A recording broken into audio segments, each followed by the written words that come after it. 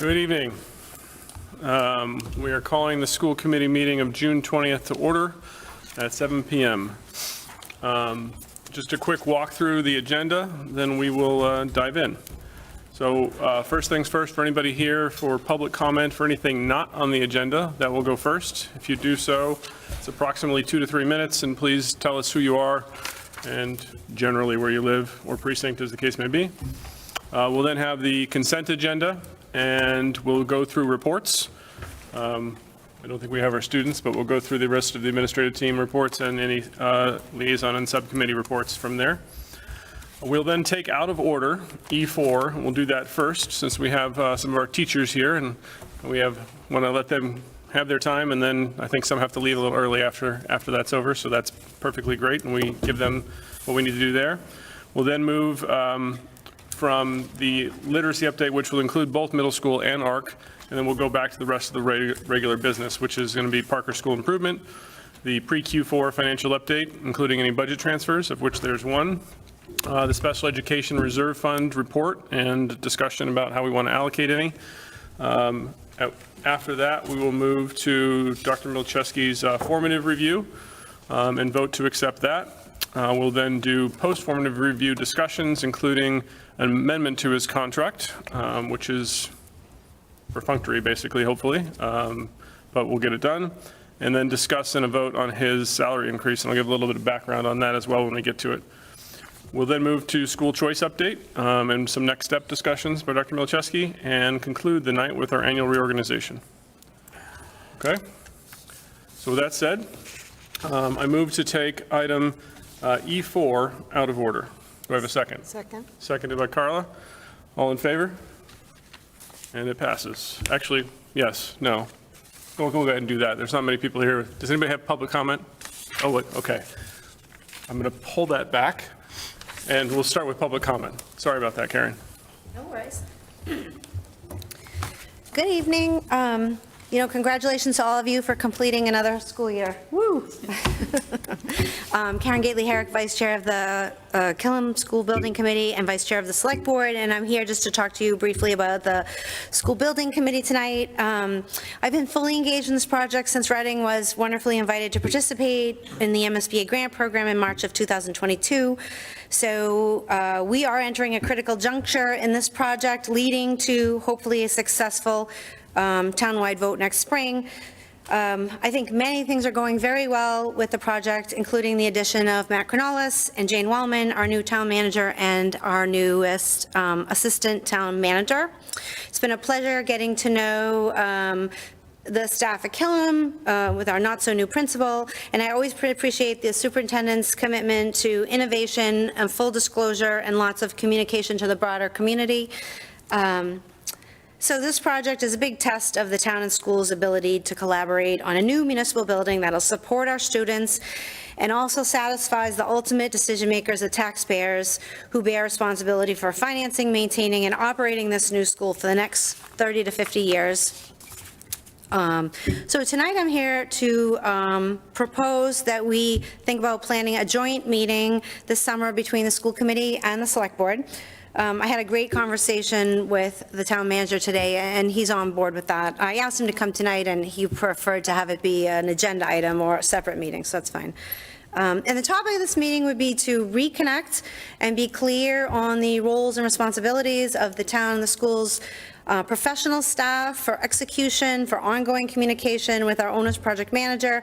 And I think it would be a good time to also clearly define the responsibilities of the chair of the Killam School Building Committee as this project gets more complicated. And the goal would be to avoid any missteps that could jeopardize the project grant funding or cause the taxpayers to question the process. I have two concerns today that could possibly be addressed at this meeting. It pains me to do this, but there are reports from some appointed and elected volunteers that someone on the school committee is asking for me to be removed from the school building committee. I tend to lend some weight to these messages, claims, because there was a similar occurrence last fall, and the prior select board chair informed me that she had received 2 such requests, and her response was something like, "You all need to work together." So, that's perfectly reasonable. So the new reports are troubling, if true, because this behavior is the opposite of leadership and stewardship and can only negatively impact the project and the morale of the broader team. The other concern I have relates to a request that was made by a building committee member to remove our Collier's project manager. I didn't agree with the need for this action, and I felt that it was unwarranted and not an appropriate way to address the concerns that were raised. A personnel decision of this magnitude really needed to come before the full Killam School Building Committee for consideration. It did not. This is an example of a decision that I believe goes beyond the authority of just one or two appointed members of this school building committee who were involved in this discussion. I did raise this at the last Killam School Building Committee meeting, and I just thought it was important to raise it to you all as well tonight. I wanted to thank you for all of the many hours that you dedicate to your role as school committee members, as well as the building committee, and your commitment to doing everything in your power to ensure that this school project and the volunteers and internal and external professional staff are all treated with respect and with the guiding principles of our respective codes of conduct and our oath of office. I am also going to be, I've really enjoyed being the liaison to the school committee. I am handing that off to another member of the select board, so I just wanted to let you know, and of course, I'm always available. But also, I was really thrilled that the select board was invited to participate in your naming process, and I happily raised my hand, and the select board was supportive of that. So I look forward to serving on that initiative, and that's it. So if I don't see you, have a great 4th of July. Thank you. Thank you. Okay. So moving back towards what we said, and we'll come back to reports as well, since we've already taken out of order and since we have guests. So let's go ahead and move forward with the K-8 literacy update. And Aaron and team, come on forward.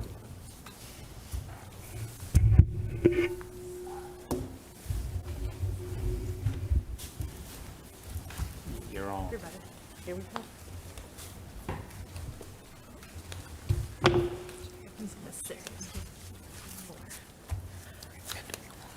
Everybody, Hello. great to see you.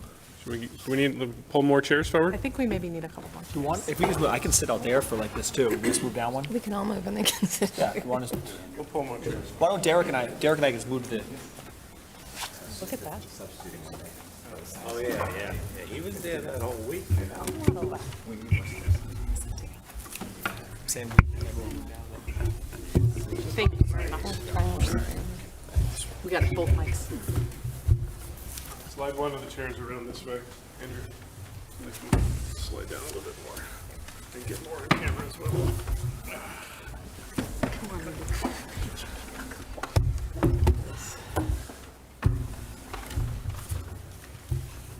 Do we have the presentation? If not, I can open it, at least from mine. That'd be great. Let me get there and I'll go ahead and share it in a second. It's Honey. Yeah. There we go. Let me ask. Which way's easier? If it hasn't changed, I can just do it. There were There was some some changes. Oh, it's to Not middle the- school, right? To the middle school. You want it, and we'll just do it there for that way. You got the share code on, you're good.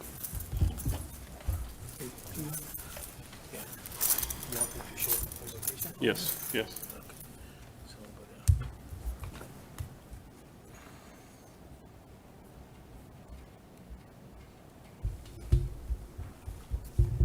That's the Parker one. Do we have the, here we go, yep. Yep, that one. Slideshow it and share it. Good to go.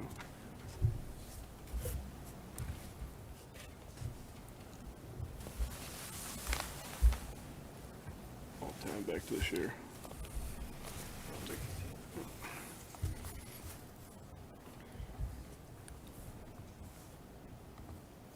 Okay, So you want to keep it until they finish because they're gonna go. yep, okay, got it. All right, there we go. Awesome. Thank you. Technical difficulty solved, we're good to go. Want Aaron Fantastic. to click through, or do you want to click through? Erin can certainly click through, we can pass it. Fantastic. Give her full control, Dr. Hardy's going to start us off, so okay? I'll still be clicking. Good evening, everyone. We are really excited tonight to be talking to you about middle school literacy. Very excited to have some of our fabulous ELA teachers here with us tonight, folks who have been part of this work since day one, and so you'll get to hear from them too. As you know, this has been a 2-year process, and we will try to summarize that for you really quickly tonight, just so you know what has led us to this point. What you'll see in our presentation tonight to start is our working draft of our literacy, our vision for literacy. Not going to read it, but it is there for anybody who wants to know sort of what grounds this work. What we're here to do tonight is to give you our recommendation that we move ahead with Amplify ELA as our middle school curriculum program. We would be recommending the use of the 100 lesson pathway and pairing that with teacher-created units and lessons that would create what we believe is a well-rounded, evidence-based program for our middle school students that would align instruction across our schools, provide a nice coherence, grades 6 through 8, and really be based on what we've been learning are best practices for middle school literacy instruction. We'll go into a bit more detail about Amplify ELA as we go, but I just want to quickly let you know that Amplify ELA receives top ratings from EdReports, which is an organization that looks very closely at curricular materials against a consistent rubric, and also the highest ratings from Curate Reports, which is the Massachusetts-based organization that reviews curriculum. So we're going to quickly lead you through our curricular review process to help you understand how we've landed at this choice. And I'm going to turn things over to Erin and the team to walk you through that. So one of the things that we look at and consider is data when we're thinking about doing a curriculum review. So we have some data up here from both iReady and from recent MCAS that we looked at before the curriculum review started in the fall of 2022. So we just wanted to make sure we had some data there for you. This is where we spent the year in the investigate and select part of the Implement MA process. And hopefully in the fall of 2024, we'll start launching the new curriculum. So the middle school literacy leadership team was formed in the fall of 2022 with the following goals here. This was a 2-year curricular review process. We decided to take our time, make sure we were going through all of the pieces and examining everything we needed to examine along the way. These are the members of the middle school literacy leadership team. Spans across both middle schools, all grade levels, special educators involved, other content area teachers involved as well, and some school and district leaders as well. These folks have worked for 2 years on reviewing curriculum, reviewing current practices, taking a course with the Hill for Literacy, and really came to a really thoughtful recommendation. So I want to thank all of the folks that are listed here at both Coolidge and Parker. They have been instrumental in this work. Couldn't do it without them. These are some of the folks. Andy Spinelli is a 7th grade ELA teacher at Parker. Pauline Soutsis is a 7th grade ELA teacher at Coolidge. Jess Losey is a special educator at Coolidge, and Susie Carroll is a 6th grade ELA teacher at Coolidge. And they all came here, and I'm gonna let them jump in when they want to jump in. We have a couple specific places where we're going to talk, but let me talk you through it a little bit. So in year 1, it really was the learn and prepare phase of this work. We analyzed the current state of middle school literacy in Reading. We looked at literacy assessments, instructional materials, resources that we had, alignment of standards vertically and horizontally and across the 2 schools, and surveyed all teachers across the district, ELA teachers. We really wanted to analyze and review the criteria for high quality curriculum and evidence-based instruction as well. So we spent a year doing that. And we also, in that first year, through looking at the criteria for high quality curriculum and high quality practice and what we already had in place, we established the following sort of must-haves for a literacy curriculum moving forward. They're listed here. And this is really what we based our work off this current year in year 2. So year 2 was really about investigating and selecting. So we spent a lot of the year looking at different curricular programs. I'm going to talk about them in a second. And really used this backwards plan that was the consistent backwards plan from the jump in the fall of '23. The goal for June of 2024 is to decide on the right path to improve cohesion for middle school literacy and improve outcomes for students in ELA. And from the beginning, we said this could be an adoption of a comprehensive literacy curriculum, a team-created scope and sequence with aligned materials, or a combination of the two. And the little confetti is around the combination of the two because that's where this recommendation comes from today. So in this school year, this is one of the,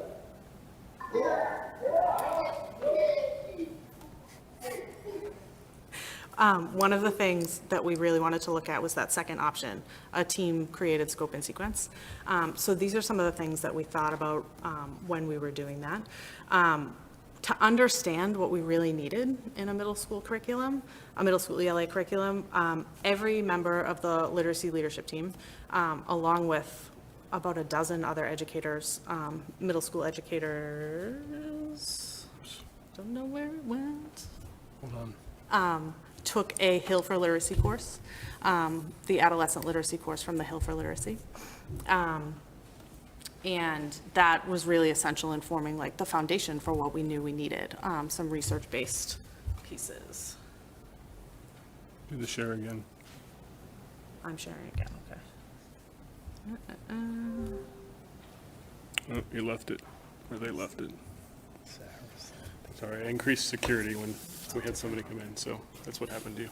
So, let me just find Zoom, sorry. That's theirs. It was like 1,000.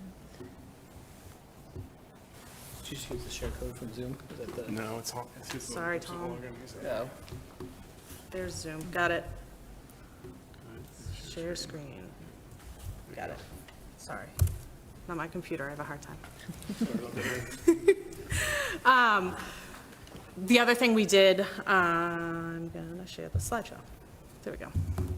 The other thing we made sure to do was really utilize those must-haves that we created in year 1 and think about the how and the why and the when of if we created a district scope and sequence ourselves, what we would really need, and how we would go about doing it. When we investigated adopting a comprehensive literacy curriculum, we looked at 4 different programs. We looked at Amplify ELA, ARC Core, EL Education, and Fish Tank. Those are the ones that were most highly rated in both Ed Reports and Curate. And we reviewed them with the following criteria. So we looked at text quality, tasks and questions, assessment and classroom instruction, support for all learners, and accessibility and usability for teachers. So anytime we met with a publisher, reviewed materials, we had a rubric, and we scored and collected data on the different programs. This is the summary data from our initial review. The 2 highest were Amplify ELA and ARC Core, with EL and Fish Tank falling quite a bit below, actually. So based on literacy leadership team feedback, the ratings, we selected 1 program to pilot this spring. We selected Amplify ELA. The pilot began in April of 2024. All middle school teachers were given the opportunity to pilot. You didn't have to be on the literacy leadership team, and we had a multitude of teachers actually sign up to do it, which was incredible. Total of 12 teachers. We had a 2-hour initial training with Amplify, an additional like 1-hour virtual check-ins. They had access to all teacher materials. They could choose what unit out of all of the units that they wanted to try with their kids. Both print and digital access, so there was a little bit of a hiccup at Parker getting some of the materials. And teachers were to select 1 unit of their choosing to pilot, either in like team time or intervention or with their whole English class.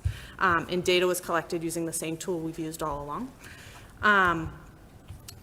There's some information here about some of the student responses to the pilot, really liking the vocabulary app. We got better feedback from classrooms that use both digital and print materials, rather than like the full digital. Kids did not want to be full digital, which was super interesting. The shifting to a new instructional platform, like mid-year and like in April, I think these folks can say proved to be a little bit challenging, like in the middle of the year, sort of just like shifting what you were doing. And teachers reported that student engagement in the various topics was pretty high.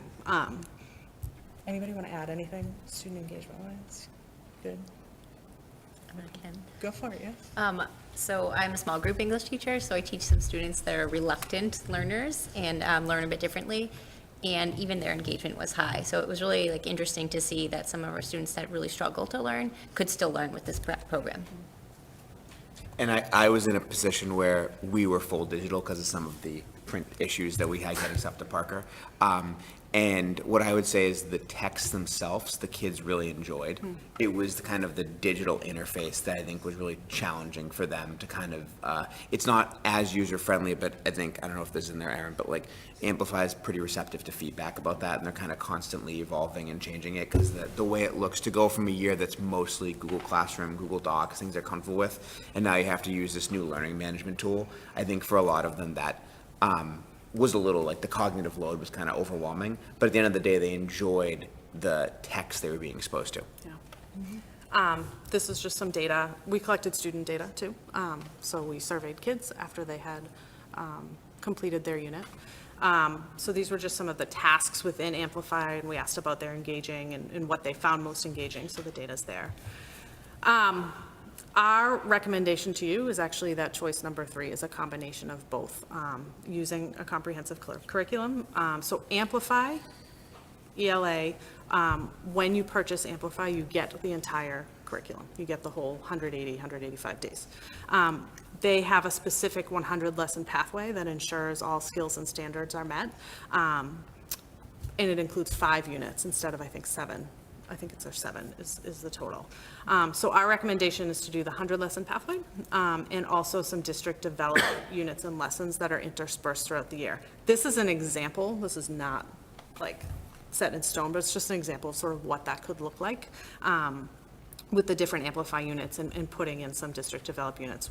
We're hoping to work this summer a little bit on that piece of it to have it really strategically rolled out by the end.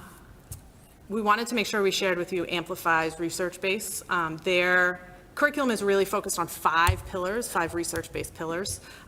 Middle grade engagement, text at the center, high expectations with strong supports, active multimodal collaborative learning, and timely feedback and ongoing assessment. I'm going to sit back and let these folks who have actually piloted it talk a little bit about that. So handing it over to you all. Yeah, I'll start with text at the center. So this is something that I find that I was particularly extremely excited about. I know other colleagues were as well. And the rationale for that was, and the reality is that we really haven't had an updated curriculum. And I think we also need to reflect the standards, but I also think the different types of texts that are available and that access for students, and really prepare them so they can show their growth. That includes informational text, which again, we've seen more recently in standardized tests, like a growth in that, especially in ELA, and providing students that opportunity to learn, grow as learners, and to ensure that we as educators have that access to curated and vetted resources, curricular resources, as opposed to us, finding things and looking for things, and ensuring that that process is, like, again, evidence-based, being at the core to support all those students. And that ties into that 3rd pillar, which is high expectations and strong supports. We have a variety of different students in our classrooms, and I think we do owe them the opportunity to grow as readers, as writers, to develop their speaking skills, again, really that 21st century learning. And by doing so, like really providing text at the center, you provide them these rich opportunities to grow. You can still provide students who struggle that support. I was very fortunate to be able to co-pilot the 7th grade curriculum, which was a research-based curriculum, the Frida Diego collection, with Jess Losey, who teaches small group ELA. And that provided me a growing opportunity as an educator, because I was able to really examine from the lens of someone who teaches special ed, also small group ELA, the struggles, what type of modifications, what type of supports that we can provide students, whereas they're still receiving the same type of resources, same access, really diving into challenging texts, but really meeting them where they're at. And I think it's such an equitable way to teach students, because you have to provide them that support in order for them to grow. And at the same time, you know, we have students that we can challenge a little bit more. And it was nice to see that Amplify did provide that as a push, as an opportunity for students to grow at their current level. And I think that also does tie into Pillar 1 as well, because it does increase engagement. With engagement, if a student is challenged and you can push them a little bit above from where they're currently at, they will grow as learners, and they will get excited and become passionate. And I think ultimately that's what we want all our students to be, whether that be in ELA, in science reading and writing, in social studies. It's vital that they critically think, but we also have to provide them those opportunities to do so. And I think by having vetted, curated resources that are evidence-based, that provide multiple opportunities throughout the year to practice those skills, I think you would definitely see over time the results and their growth as students. And I think as educators, it was a learning experience. I think I grew as a result. I don't think necessarily anything that's packaged as a curriculum is easier for educators. I think that you grow with it. And I think the most important thing is that we are given those resources so we can provide the best to all students. The Amplify curriculum had some of the differentiation options built in. So you could assign your students to a differentiation level, and there was 7 levels of differentiation from substantial modification, which is what my students used, and then there was all the way up to a challenge level, which meant that students who were beyond could have a challenge. So our students, even though I'm in the small group class, and they did the exact same curriculum, they had the exact same texts that they used in the 2 settings, and they were able to access it a little bit differently, but with the same text. And by the end, every one of our students had created a 3-paragraph research paper. We used different questions. Hers was more thoughtful than mine was more fact-based, but they all came out with a really good essay. Nope, you're good. Cindy, you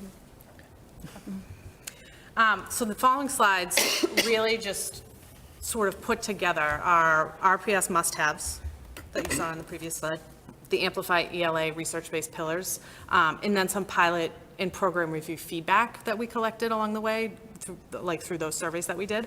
I'm not going to read through them and go through them all, but we wanted to make sure we had that there for you all to take a look at.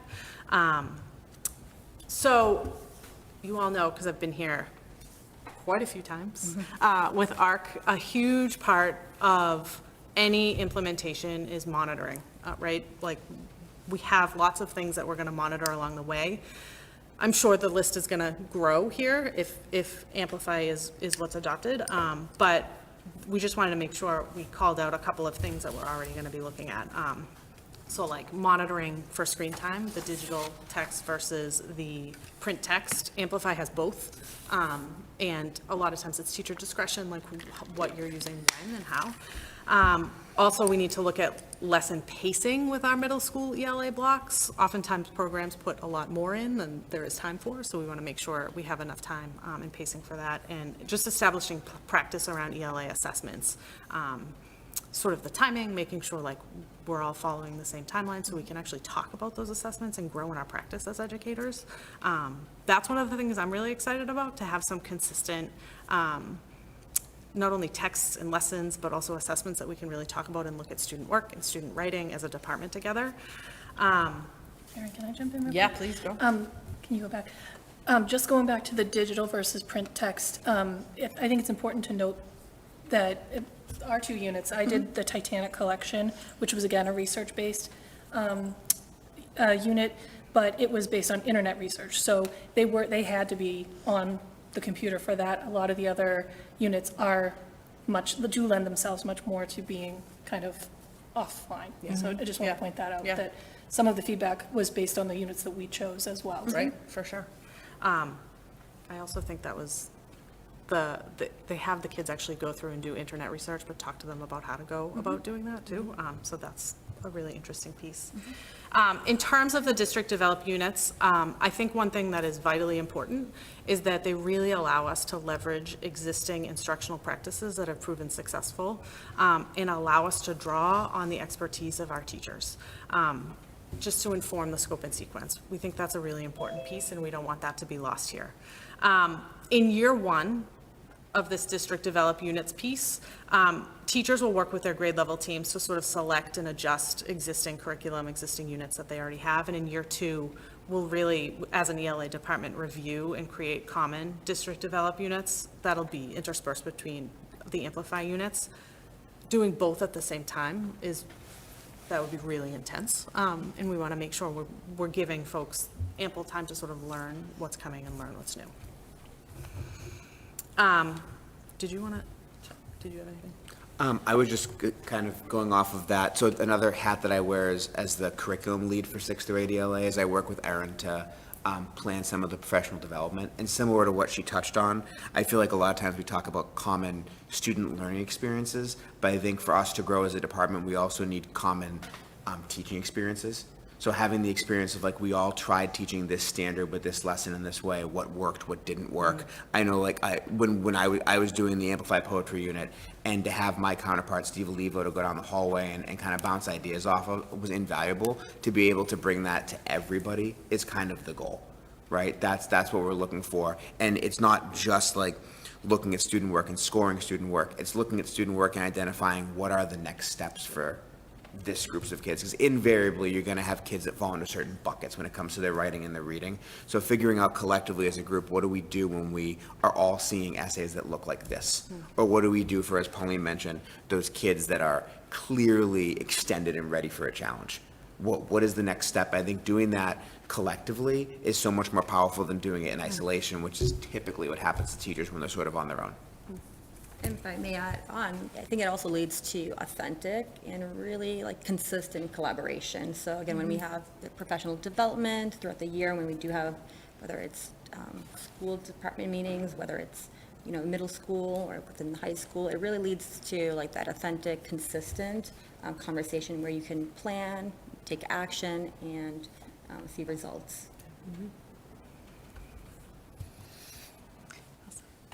So, looking at the budget for the purchase of Amplify ELA, the quote that we received is just a little shy of $143,000. What that gets us is 5 years of the digital subscription for students and staff. It also gets us 5 years of all the consumable materials, and we will purchase enough print versions of the teacher guides for every single general education and special education teacher and our literacy specialists as well. So it's really everything, most everything we anticipate that we will need materials-wise. The funding is coming from 2 different spots. We are going to use 50% of it. We're going to use the high-quality instructional materials purchase grant for 50% of it, less $1. And the other 50% will come from this year's operating budget. So based on what we've presented to you tonight, we recommend the adoption of Amplify ELA's 100 lesson pathway with district developed units and lessons at our middle school level, beginning with an implementation plan, which we will create and roll out beginning in September. We're happy to take any Ready for questions? Yeah. Okay, Sarah's hands up first. I have You got two. I do Go too. for it. Okay, so one, can you tell me a little bit more about the digital versus print text, and what do you mean when you say text? So there's a lot of good research about the importance of physical Yep. text for learning. So Yep. if you could speak a little bit more, what are those Yeah. digital resources? Is it the books and passages, or is it Yeah, supplementary? so, and you all can correct me if I'm wrong as the people that used it. Everything is available in print and in text. The print actually comes, and this is something I was a little wary of at first, and then I was like, oh no, this actually makes a ton of sense. It comes as like a consumable book, and all of the texts are included in the book, and it allows for kids to like really learn how to annotate and take notes and be in the text themselves. It also comes with the core novels that happen in each of the grade levels. You get sets for every student of the actual physical novel.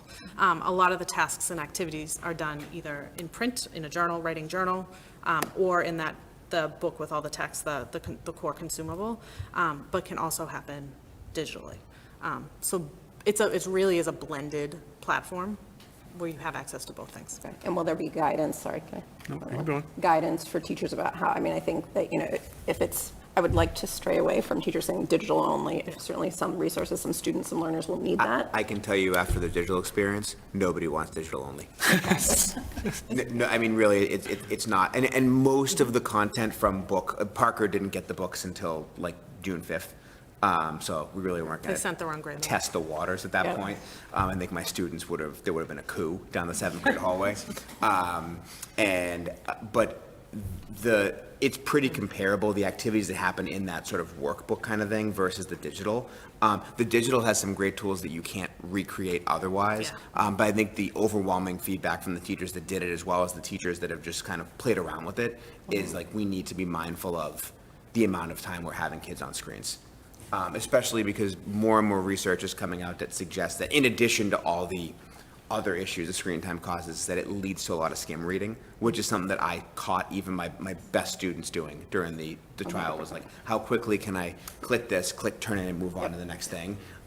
So I do think that we have to be super mindful of that in our practice as we roll it out. Yeah, exactly. There's a lot of research around comprehension and physical books. We had the books and we used them. We had them highlighting, we had them, it was easy to read, it was clear, and vocabulary was defined on the side in English and in Spanish. And then online, you could click the words, but they could move away from the tab and all of that, so we used books. She used a class copy and they didn't highlight. Each student had their own, we were like trying different things, and both ways were good.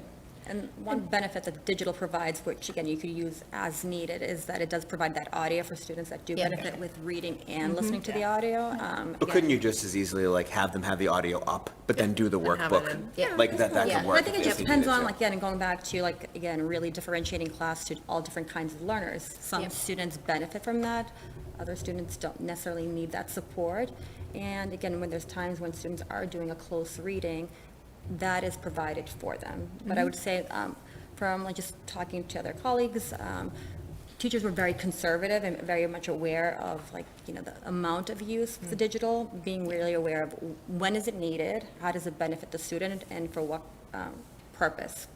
Yeah. Thank you. It is a nice advantage too for when students are absent, because they have access to the Amplify library is not just the text in the collections that we have or in the units, but there's I don't know how many books, there's a lot of books Yeah. there that kids can read there and also listen to. So it does provide that as well. That's an advantage to the online platform.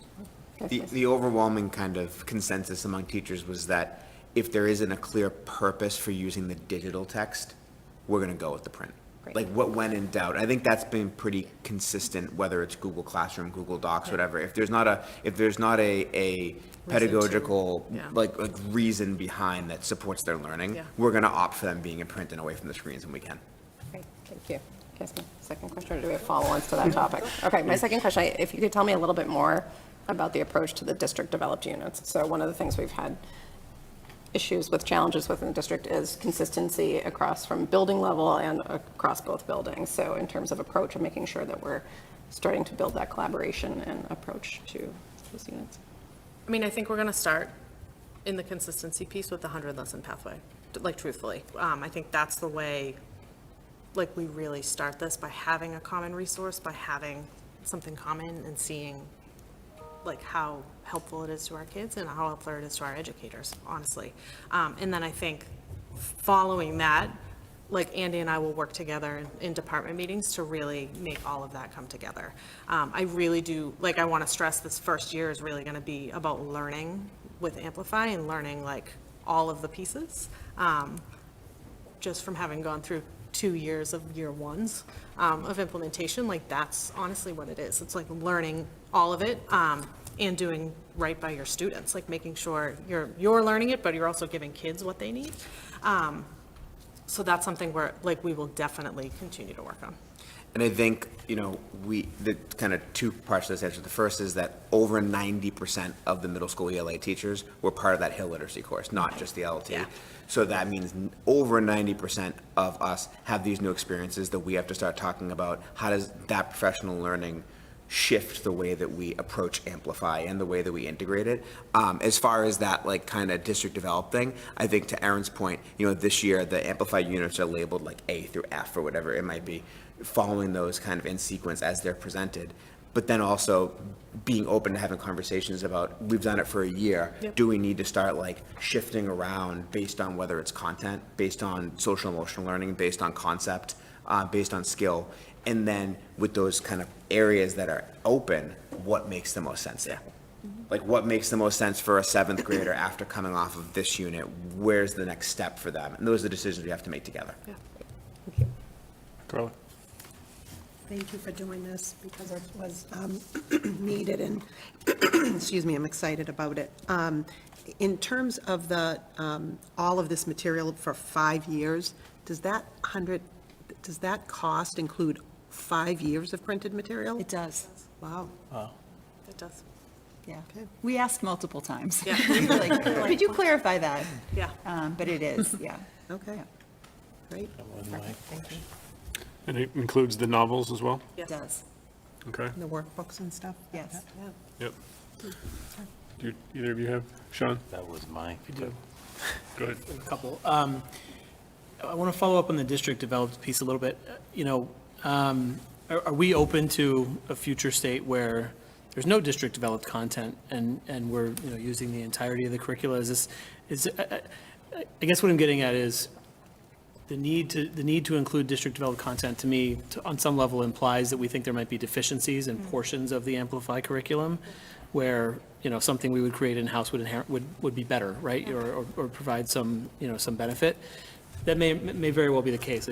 I didn't hear that articulated necessarily. What I heard was it's a lot of change to absorb all at once. We're going to sort of step into it a little bit. So I'm just curious where we think this goes, where we think this ends, at some point in the future. I think Amplify is just the beginning of the conversation. And I think that when it comes to like possible deficiencies, as in any program that is meant to kind of be a catch-all, it has a wide net that it casts that we have to then figure out what makes sense for Reading. Okay. When it comes to talking about the district design stuff, I can tell you as a teacher, I've spent my whole career doing this. And kind of working with my counterpart to kind of build a common experience. And I will tell you, it's also one of the most rewarding parts of my job. Not to, as much as I'm excited about what this is going to do for our department, I think that it's really important that we don't entirely limit the creativity of the teachers. And when you have something like we go 180 days, that means that like I don't have a lot of creativity in the decisions that I make for my students. And to be honest, I don't think we want to employ teachers that want that. Sure. Like we need to have that flexibility. I think that's why the 100-day pathway is perfect for where we are right now. And if there are elements that we like, there's the option to go 180. There's a 140, isn't there? Yep. So It's a there's plenty of time. I just think that there's also really good things happening in the district. We've just been missing an anchor for a long time, and this becomes our anchor. Like this becomes that thing that kind of settles us a little bit and brings everyone back into it.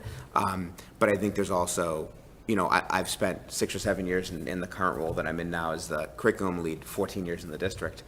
There are really exceptional English teachers in this department. They can be pained sometimes, but they're really exceptional teachers.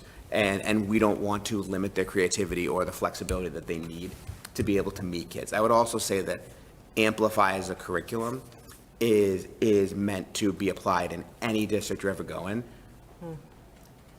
Reading's expectations, in my opinion, need to be kind of higher where Amplify's is. And that's where we come in with this too. Yeah. So that's a fantastic answer. Thank you. Appreciate that. Could I add? Yeah, too? please. From the special ed perspective, we need a little bit more time. Yeah. So the 100-day pathway provides special ed, our pacing is a little bit slower, so we just need a little bit more flexibility as well, so that we can use the curriculum effectively. And I mean, honestly, even if we followed the 100-day pathway with fidelity, as Aaron mentioned, like a lot of the lessons are really packed with things that we might stretch it over multiple days. Sure. We still could totally make some of these units be much longer. Sure.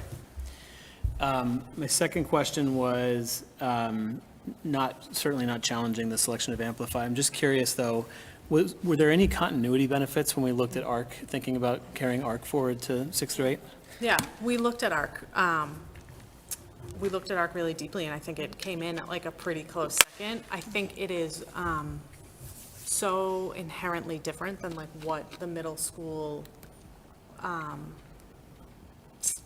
program sort of looks like. Yeah, the model looks like here in Reading. I think it would have been a much harder shift for just our middle school in terms of scheduling, in terms of all that. ARC's also working on revamping their middle school curriculum, so it didn't feel like the right move for our middle school folks. I mean, It would have only worked with like a complete overhaul of our schedule. yeah, Just the way it was set up. yeah. Fair enough. Okay. Also, the texts that they had were somewhat limited too. They talked Yeah. about the copyright of accessing certain texts. So when we're talking about text at the core as being that second pillar, again, these excellent texts by different types of writers and from different types of genres wouldn't be as accessible. They're the ones that create the text that would be provided to be part of that curriculum. So that was one drawback, I suppose, that kind of redirected us towards Amplify. I think Amplify just felt more middle school. There, okay. Then my last question is for Dr. Hardy. I think we all had the good kind of sticker shock, like that this was, a 15th of what we spent for ARC for, right? So that's great. But one of the things, I know we're paying for with ARC is all of the embedded PD and everything that comes with that. Do we anticipate that there might be sort of PD costs that come down Yes. the line with this one that aren't included There here? most certainly will be. As you've heard us say many times, an outstanding curricular resource is one part of the equation. Continuing professional support and professional development for our middle school teachers is the other part to really make this successful. We are exploring a continued relationship with Hill for next year. They have been in the process of supporting this year a couple of middle schools across Massachusetts that have adopted Amplify, and so are kind of coming in and providing some of that coaching similar to what ARC provides for our elementary. And so we are working our best to pull that out using our operating budget, our PD operating budget, and some of our grant funding. That's a plan that's still evolving, as, we still haven't officially adopted, but we do have some good ideas underway, and believe that will be essential to really make this implementation work. Thank you. So I guess this is a question for the chair. Just refresh my memory on the ARPA. Is that shut down at this point? And if it is, okay, it is, all right. I knew there was still some money It's left there. technically not shut down. The money has to be spent by the end of 2026, but it has to be encumbered by the end of this year. Oh, And it's which is fully encumbered. It is, okay. Never mind, all right. So, yeah. Okay, was that it? So, a lot of great questions, a lot of the ones I was thinking about asking already as well, but I'm going to build on some of them a little bit, and I have similar concerns that Sarah has. Some of the concerns Sean announced, or not announced, but asked or tried to pry into a little bit more on the district development side. Mr. Spinelli, my kids went through your school, so I know I love you, and I know that I appreciate that, but I have this concern, I'm just going to put it out there, right?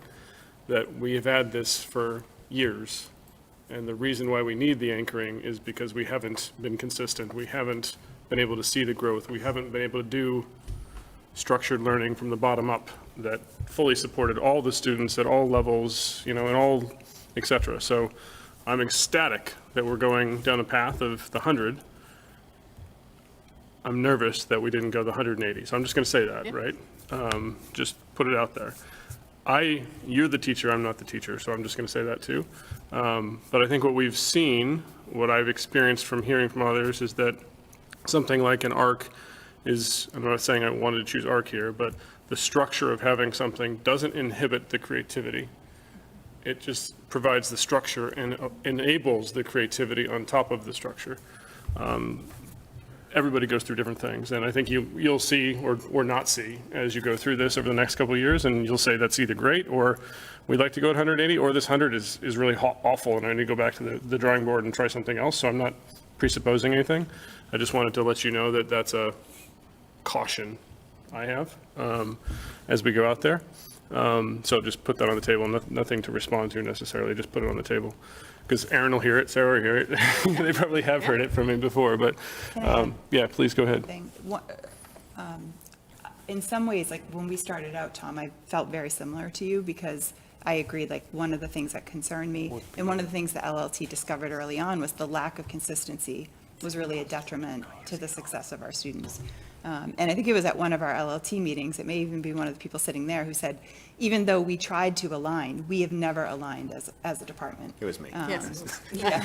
And so I think the difference in what I view, what the LLT, really has come to and sort of supported the use of is still very different from what we have now. That it would not be, as we go into year 2, it really would be a firm development of units. And we've been, pretty upfront with the ELA department about this. This is not going to be just, there's breaks in the curriculum for you to do whatever you want, but that there would be developed units with set outcomes, assessments, and so that we would try to sort of create that consistency, but allowing our teachers to contribute to that work. We've said all along, we don't know where it's going to evolve, but we honestly aren't going into this thinking that we definitely are arriving at the 180 days eventually. We really do believe in the work of our teachers, and also just feel that, their investment in the work is probably one of the most important things in seeing the success of our students. Because we know that when our teachers are engaged as well, when they have really good professional collaboration, where they're able to say what's working for students and what's not, that's where we see the most student growth, regardless of the curriculum. So I think the systems and structures that we are going to be able to put in place that haven't been in place before, I'm really optimistic about how they'll support learning for our students. So I appreciate that. Can I just respond real quick, Tom? Please, Sorry. yeah. So, building off what Sarah said, I've been in this district 14 years. And I say this with all due respect to previous central office administrations. We have never had a financial commitment for the LA department. We had kids buying their own books when your kids were coming to Parker. I know. Right? We had kids, oh yeah. I remember. We had kids spend $26 on grade books, and we never had the level of structure and conversations that we had. It was always once a month you meet as a department, try to figure out how you can be aligned. This is a very methodical, thoughtful process that I am 100% confident is going to yield the results that I think we're all looking for. And while as ELA teachers, we value our autonomy and creativity, there's not a single ELA teacher in our department that doesn't recognize the need for this, right? And there are going to be difficult conversations. There are going to be things that we're going to have to get rid of or move on from that we love. Like, that's just part of the whole process, and we all have to be willing to do that. I'm going to fight for A Christmas Carol until the very end, but it might not fit. That's your December unit, I And suppose, that's right? it. That's it. But I think that ultimately, it's the investment that we've gotten from central office and the support of Aaron. Like, we've never had any of this before.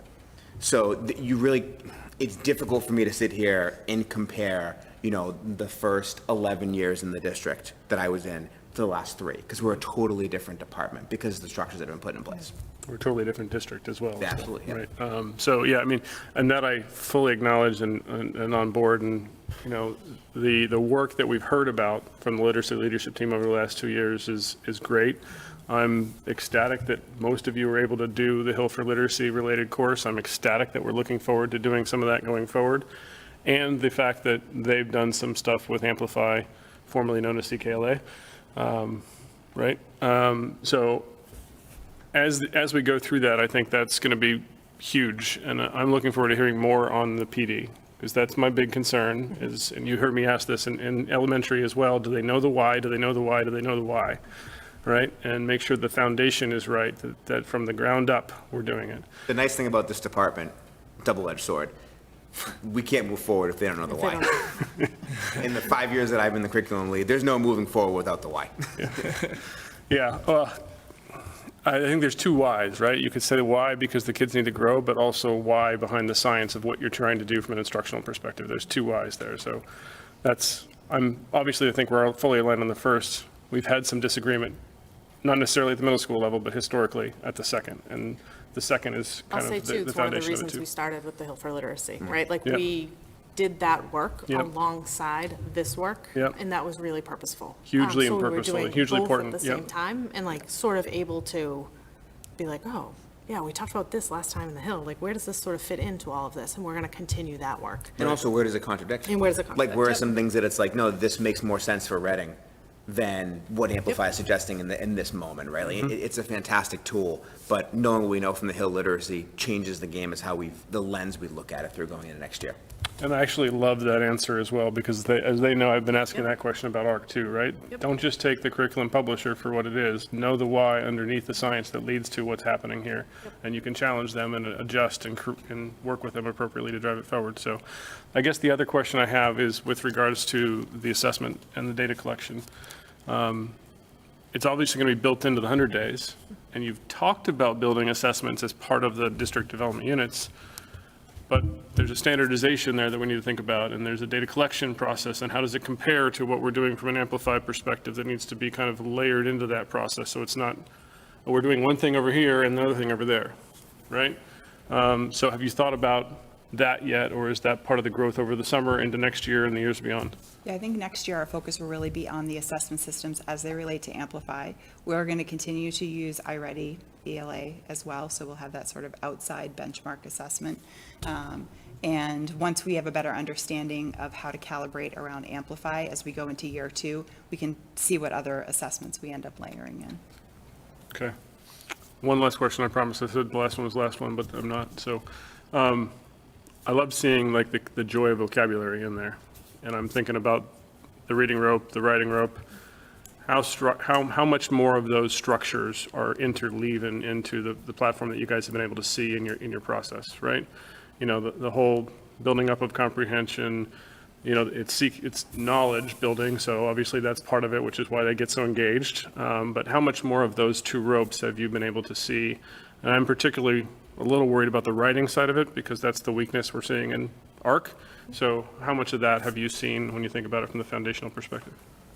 Well, I think like when you look into the built-in supports too, you're providing students with access to the quality of reading, and you're providing those resources, you're providing the lessons or that scaffold, and it builds that comprehension. Now, what helps build that comprehension? There's a lot of different classroom activities that build onto that. Vocabulary is one element to that too. I think there needs to be that exposure, that practice.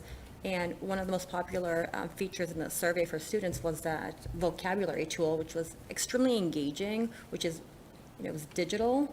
There's other resources where, you know, one of the subunits is a flex day, so it goes really more in depth into more traditional types of vocabulary, like acquisition and so forth. However, the vocabulary app really was set as like as a do now for that unit that we piloted, and it was extremely engaging. Interactive, which they liked, and that was the exception to when we would talk about the digital component. That was just part of it. It was vital, and they were extremely excited about it.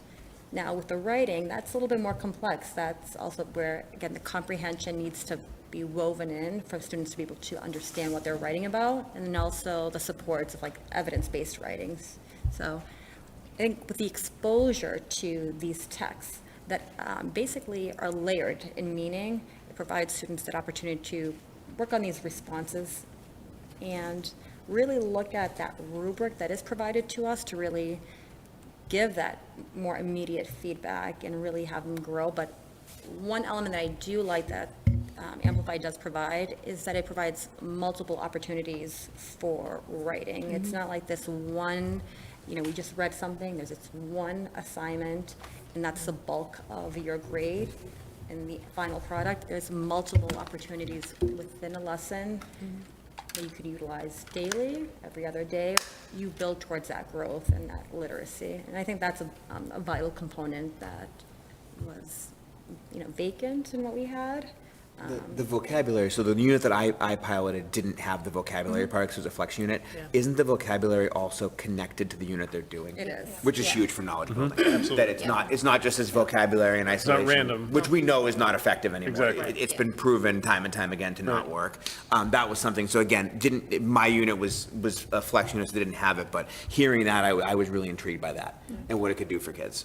The units we chose were writing units. We didn't realize what we were picking when we picked. We just picked the pretty one. I picked the writing unit for May. So we What a rookie mistake. So yeah, we were writing in June. It was awesome. But they did it. They were writing almost every day. There was like different preview types of the of writing. vocabulary. We did a creative writing poem, and there was a lot of scaffolding for the writing so that they had starters, they had like thought bubbles, they had different ways to like really get into the writing. So, I mean, my kids wrote a poem about like, I don't know, it was like this ugly animal. So it was like something interesting and fun, but that they were writing and they didn't even realize they were writing. And then all of a sudden they had a poem. And then the 3-paragraph essay, they all completed a 3-paragraph essay. So, and it was broken down by types of paragraph, and there was a lot of support in there, so they, Yeah, it was they did. argumentative, so again, it's looking at. Yours was, Again, yeah. it's like, it's very standard-based. It's a lot of informational text in combination with literature, the inclusion of letters. So just that, I think that the key point I want to highlight is that exposure. There's a lot of exposure to different types of writing. So it wasn't that traditional, like, you know, a short story or just one poem or a novel. It was letters. A lot of the different excerpts, so it really did purposes, provide that opportunity to really develop that knowledge, that comprehension, and then again, that opportunity to practice the writing. So they were interwoven naturally as a result. And I think one of the things that's kind of shifted, at least in the time that I've been a teacher, is the idea of like the standalone summative end of unit essay, while it has its place, is almost not as important as the daily practice. Process of That building. in the process of like, and the way that we scaffold to kind of build up to that moment where they can do that. Because if you don't understand or if you've done no pre-thought into what you're doing, to then be like, you know, I'm just pulling something from Red Scarf Girl because that's unit A for us. You know, how has the narrator changed? If you haven't done any of that thinking, you don't have any of the vocabulary, like we're just setting kids up to do a marginal job. Right, and I think that that's one of the things that shifted a lot. There's like a theory in teaching of writing that you should assign 10 times more writing than you could ever hope to grade or read, right? It's that continual practice and then those checkpoints that kind of help those skills build up. And that's another thing that I appreciate about the Amplify setup is that it's like every single day in some way, there's some level of extended writing for them to do. And this is like a side note, but they have flex units for poetry and also for grammar. So grammar is built into it Thank you. as well. You know where I was know you. going. You know where I was going, Yep. right? So, okay, we're well past this portion of the agenda, but I can hear just from the excitement in your voice, so that to me is huge. So you want us to officially accept or adopt, since that's what you've asked for? Yeah. So I will then move that the school committee adopt the recommendation of Amplify 100 Day for grades 6 through 8 across the middle schools. Second. Seconded by Carla. Any further discussion? Jeff?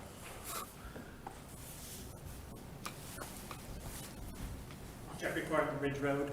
So earlier today, the Reading Public Library had a book talk by Tiffany Jewell, who was talking about everything I learned about racism I learned in school. And how this connects here is that there's actually a chapter in there that says how much she hated the workbook Hatchet, which my kids both read in 6th grade. And so my question about the curriculum here is to what extent the options for the curriculum, the books go beyond the quote, classics written by long dead white male authors. It's a fantastic question. I can speak to that Not a lot of slightly. people Amplify, yeah, it's not. Which is interesting that you mentioned that, because I think I've been a huge advocate for including diverse texts. I think it's really important. I think that in the canon of a classroom, like, there's a place for the classics you definitely do learn, but again, if we want to include engagement in students, you have to have experiences, stories, both fiction, nonfiction, that reflect society, different types of societies, different parts of the world. So there is texts that do represent that. Next year I'd be teaching 8th grade, and one of the texts would be the narrative of Frederick Douglass.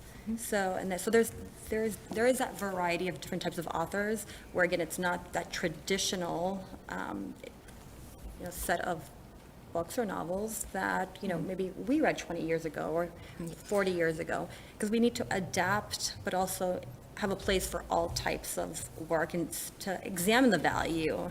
And if we want our students to be critical thinkers too, we also want them to dissect the literature that they read and really grow and learn from that. So there is an element where I've noticed that there isn't just that one type of writer that's included, that students have exposure to.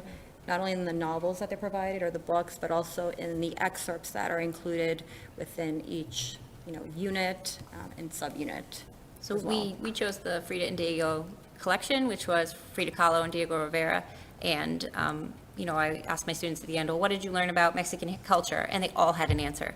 So they definitely learned about another culture that they hadn't known before. I also went into Andy's class to see him teach his unit, and That was a the mess. video, That was a mess. the video that was shown had diverse Yeah, that's what I people was gonna- talking about the text that was being read. So you were hearing intelligent people with different colored skin that were talking about a text that we were all talking about. So it was really, really nice way to include some diversity in the lesson. I would say of the 4 that we looked at, Jeff, this one, for me, really hit it out of the park when it came to the level of diversity.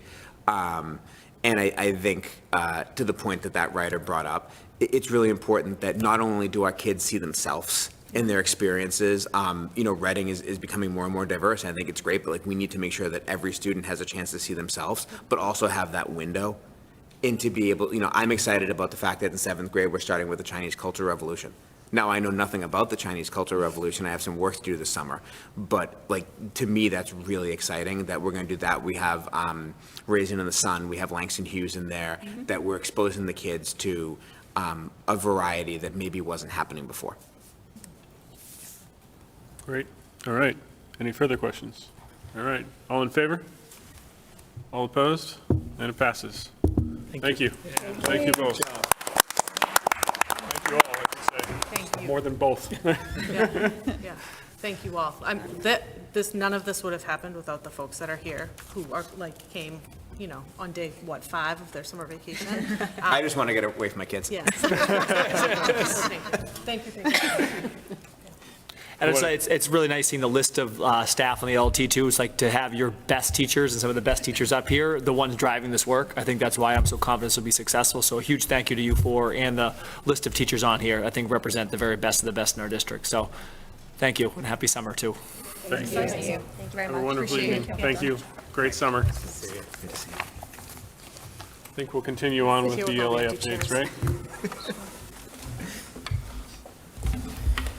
Do you want this back? You're presenting, aren't you? I am. Where is it? What's the next? ARC, we're going to go to the ARC. You going to try and take your laptop back?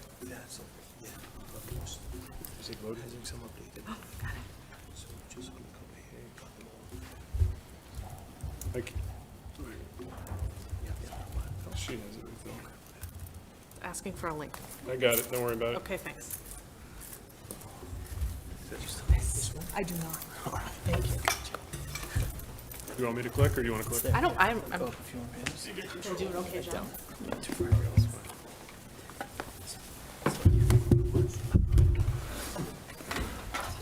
All right, I talked a lot on that one, so Sarah's going to talk a lot on this one. let's jump in. All right. So we wanted to provide you just sort of with an end-of-the-year overview with some data and some next steps that you can look for at the elementary level for literacy. So we have our agenda on here, which I won't go through. We'll just dive right in. I want to thank first our core implementation team, which Erin ran this year.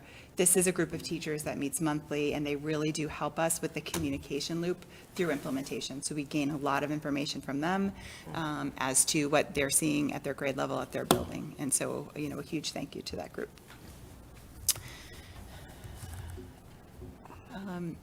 Before I jump into the data, I just want to quickly set the context for you. There are 2 literacy assessments that we're going to share data tonight from. The first is DIBELS. DIBELS, as you may know, is sort of a standardized screening tool that is completed with measuring early literacy skills, and it's really intended to be able to match students to the proper intervention if they do not have if their literacy skills aren't where they need to be, and also to sort of let us know the amount of intervention that's needed to support those students. It isn't really sort of a standalone document or assessment. As we use it, our literacy specialists, our interventionists, continue to look at those students, continue to progress monitor and assess. So this is really a screening. It's a way to alert us that some skills might be missing. The independent reading level assessment, or the IRLA, is a completely different type of assessment. It's embedded in our literacy program, and it's really designed to give the teachers information on individual students, and that information is related to the specific skills that are needed to read text at grade level. And those skills are in a progression, sort of in the order you might learn them. And the IRLA really helps identify the next skill for a particular student that they can work on when they are pulling that student for strategic instruction. And the IRLA is different from the DIBELS, where the DIBELS happen sort of at one point in time, 3 times in the year. The IRLA is happening consistently. There is sort of an initial assessment window where teachers do a longer assessment with students, and it's really a one-to-one assessment where they are going through a bunch of different inventories, a cold read. There's a bunch of elements that happen. And then over the course of their time with students, whenever they're in a strategic instructional group, they can revisit that assessment, give students a word list, a cold read. They can just continue to add information into the IRLA. So it's something that evolves over time. The IRLA is really a formative assessment for the teacher to help guide their instruction for individual students. Yeah. DIBELS in some ways is a formative as well. And so when we look at the data tonight, it's just sort of a word of caution as to, it's okay to look at the data this way in the aggregate, but just understanding really the real purpose. These are really tools that are to be in our teachers' hands and the hands of our school leaders as they are making instructional decisions. They can be helpful for us to have like an overall shot, like look at how students are doing, but they don't necessarily, we just want to be careful when we draw assumptions from them. When you see, for example, our overall IRLA data for this year, you see that, there's really some nice promising results here. I want to caution you as well, K1 and 2, it's their first year through, and we saw with 3rd, 4th, and 5th that teachers reported to us they felt much more comfortable and more sure in their assessment in year 2. So we do want to give K1 and 2 that grace, being only in year 1. But overall, these results look promising. We saw nice growth over the course of the year. I do want to caution, as I just said, this assessment is given very different from, say, an MCAS assessment where students are taking a standardized test on a computer. This is done side by side with the teacher. Students have lots and lots of opportunities to show that they've mastered skills. So we're excited to see these overall results. Just in case you were curious, I threw in last year's too. We did spend some time looking at the IRLA data based on different categories and looking at how different groups of students did. We looked at first how our students K-5 fared based on the breakout of race. What we saw, is sort of a similar pattern that we've seen in other data. I do think, some of the gaps that we're seeing, particularly for our Black and African American students, is not quite as wide as what we've seen in the past on MCAS, but it still presents for us a challenge in knowing that we want to continue to move those students along. Similarly, with our MLL students, we do see a difference, we would expect some difference as students are acquiring English.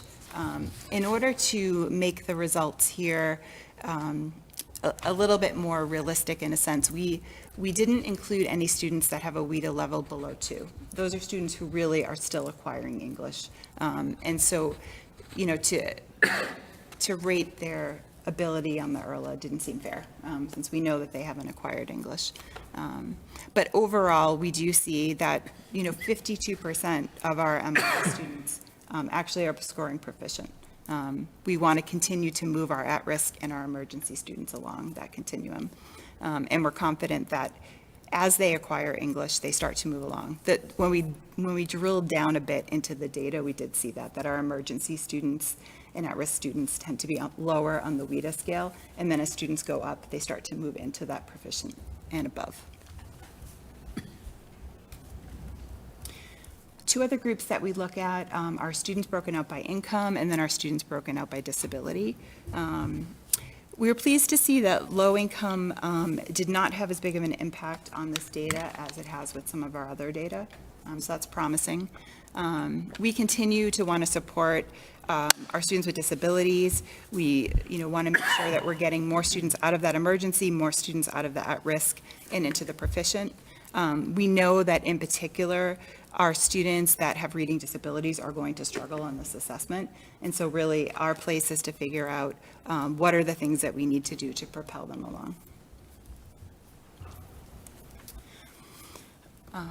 The next slide just sort of has a summary of some of the key data we pulled out. Overall, 83% of our students K-5 are falling in that proficient or above at the end of the school year. We saw that K and 1 had the highest percentage of students, and grades 2 and 4 had the lowest percentage this year. And then the groups that we've highlighted that we went through were the groups that did have the lower percentages than their peers.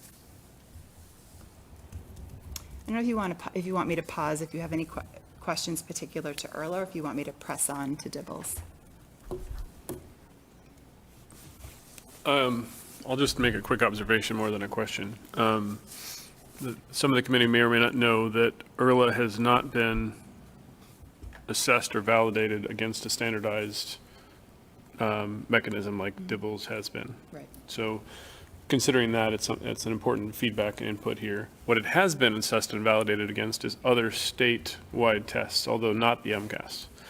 It has been assessed and validated against multiple other statewide tests, and the correlation numbers are in the 80s, high 80s to low 90s in most of those related assessments. So if that holds true, we should see some decent numbers for some of this, for MCAS at least, and we still have some alignment to do, which we'll see in the next couple slides, against some kind of standardized testing mechanisms.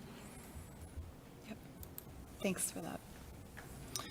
All right, pressing on. So we've got our overall Dibbles data. What you see here is that for most of our grade levels, we did see from beginning of the year to end of year that the number of students that were scoring below or significantly below has shrunk over the course of the year. The only grade level we didn't see that for is kindergarten. We weren't terribly shocked at that. Unfortunately, the way that the beginning of the year assessment window is, we tested our students sort of right towards the end of it. The benchmark for kindergarten really ratchets up for that end of year assessment. So what our students are being asked to do at the end of the year is much, much harder. So that is one of the things that we are going to adjust next year, is our kindergarten assessment window, so that we can get some data that we hope will better reflect where our kindergarten students are. Regardless, though, we feel like in our first year of administering Dibbles, our first year of implementing a new intervention system, we feel like we have some pretty solid results. Always room to grow, and we look forward to making some improvements next year. But we are happy with sort of the low amount of students in kindergarten in the red.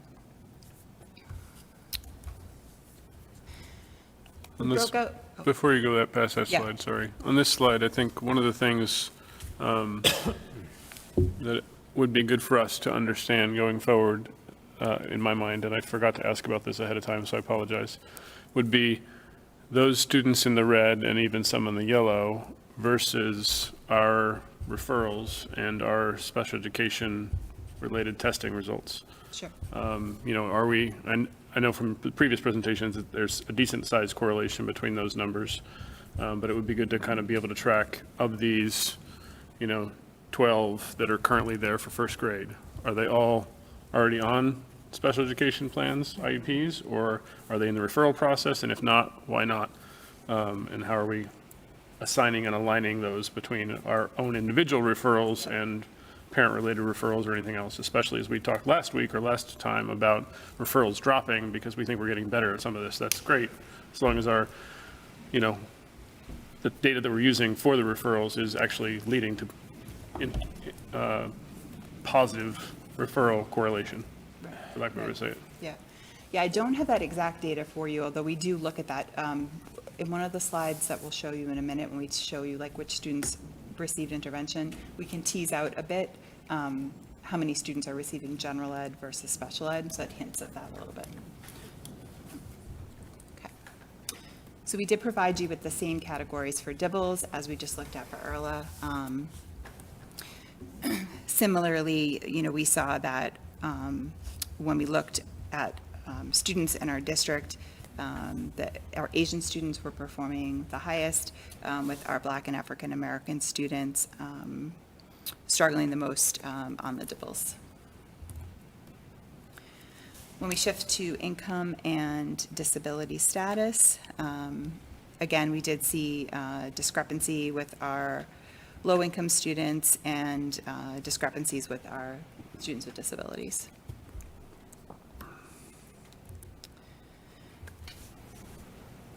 And for our MLL students, again, we used the same system where we pulled out students who were below a 2 on their WIDA level,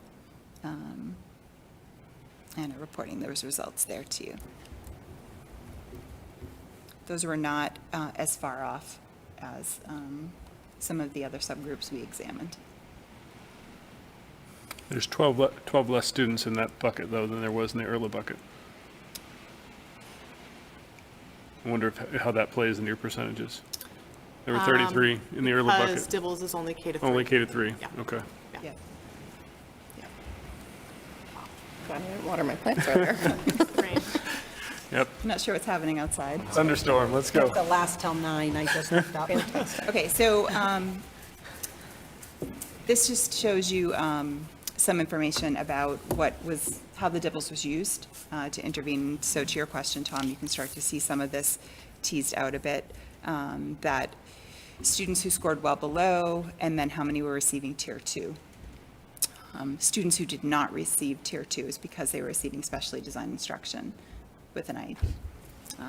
And then students who scored below, and then the amount of students receiving Tier 2. So some of those students in the score below are also students who receive IEP services. Okay.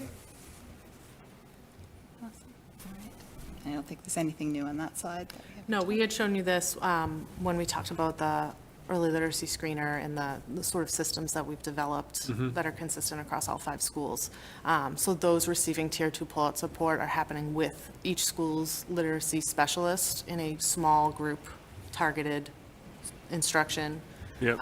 The Tier 2 in-class support is sometimes with the literacy specialist, but most often with reading tutors who work really closely with the literacy specialists. So the obvious question here is these 22 in particular, right? The bright pink 22? Or no, it's not the bright pink 20, yeah, the bright pink 22 Yeah. would be, where are they on the IEP assessment would be one question, but it also could align to language acquisition, so MLLs. Yeah. Have we broken that 22 out a little bit? That's the next level of data analysis here. Sarah's like, Can I yeah. piggyback on that? I've been waiting till the end of the DIBELS section. So I think to piggyback on what Tom was saying, I think it would be really helpful. Some of the subgroup scores are still really concerning, particularly the students with disabilities and those without disabilities. So I think particularly for those and by an MLL, it would be really helpful to look at it by grade level. So of those students with disabilities, where do they fall in that K to 5 bucket? Are these kids, if they're in the, scored well below when they're in the 5th grade? To me, that is very concerning, potentially, if we're not intervening appropriately, versus, and where are we catching those along the way? Same thing with MLL by WIDA level. So of those kids who have lower or higher levels, where are they in that, scored well below to proficiency or above proficiency level? So I think grade level would be super helpful. And then adding in a column here on this chart around of those, how many are being referred out for special ed evaluations, assessments, and then subsequently or on IEPs, and again by grade level. Yeah, so just a real quick, and Sean, you're going to ask something, but just so the rest of the committee knows, one of the things Sarah and I talked about making sure of is we don't have enough that makes students individually identifiable. So we're trying to be careful of that in some of this demonstration of data, but as long as we can do it with our data system, great. But that would be one of the cautions in this level of grain as we go further down with only this number of students. So. Yeah, and Sarah, for your concern, one of the things that I did in my process, I sat with Karen Hall and we reviewed the data for each MLL student and looked at like their WIDA level and the scores that they had. And there were a number of students that she noted, like the student is currently being assessed right now. So that work is being done internally, even if it's not reflected in the slide here. John, do you have something? I was going to say exactly what you just said. If you take the MLL number, for instance, and split it by grade, you're talking 3 or 4 students per grade. It's too small, so. Yeah, I don't mean publicly necessarily, but yes, looking at this split out by grade level, I Yeah. think especially when you look at the students with disabilities and without disabilities, when you look at that by grade level, that's a significant portion of students. I'm betting some of that, depending if you're looking at the ERLA or the DIBELS, 20% of kids without disabilities by grade level probably actually are kids with disabilities who are at higher risk. Yes, yep. And that is work, our team looks at all of this by grade level, by school, by grade level at school. And, you know, one of the things we're always striving for, we know that our students, particularly our students that have a significant reading disability, we would expect the DIBELS to find it, right? If they're getting pulled out of class and having specially designed instruction, we would expect there to be a skills deficit, right? So it's going to show up on the DIBELS. So part of our work is general ed, yes, and tier 2 intervention. But this also dovetails with all of the work that Dr. Stice is doing around that specially designed instruction, because really and truly, the way to move a lot of those kids out of red is they need to receive the specially designed reading instruction that will meet the needs of their disability. They need both, but they in particular need to address the deficit areas. Yes, and I would just to pick at that thread a tiny bit more, Tom, if I can, I think it was last meeting where we talked about special ed referrals going down. So I think we're seeing these numbers are still fairly alarming to me in terms of the number of kids in the at-risk buckets. So just making sure that we're picking up that thread of, are we referring them, are we actually assessing them, evaluating based on DIBELS? Because She just, Chuck couldn't hear, so she Yeah, just. you got to talk into the. Sorry, Yeah, too the far away mics- from my microphones. The mics are, I was just saying, connecting the dots from, I think it was our last meeting, we talked about the number of special ed referrals having gone down. So making sure that we're really connecting the dots between our data sets and looking at, you know, how we're utilizing our data and making sure we're identifying kids. Thank you. One other just quick thing to add that is new to our system, we are going to hit the ground running in September. The groups have already been built and identified. That's something we've never done before. We've always had to wait for an initial assessment. So the nice thing with the system we have now is it's just a continuous cycle. So those students that we have already identified as needing the support don't have to wait another assessment period. They will start getting that intervention and support as soon as school starts. great.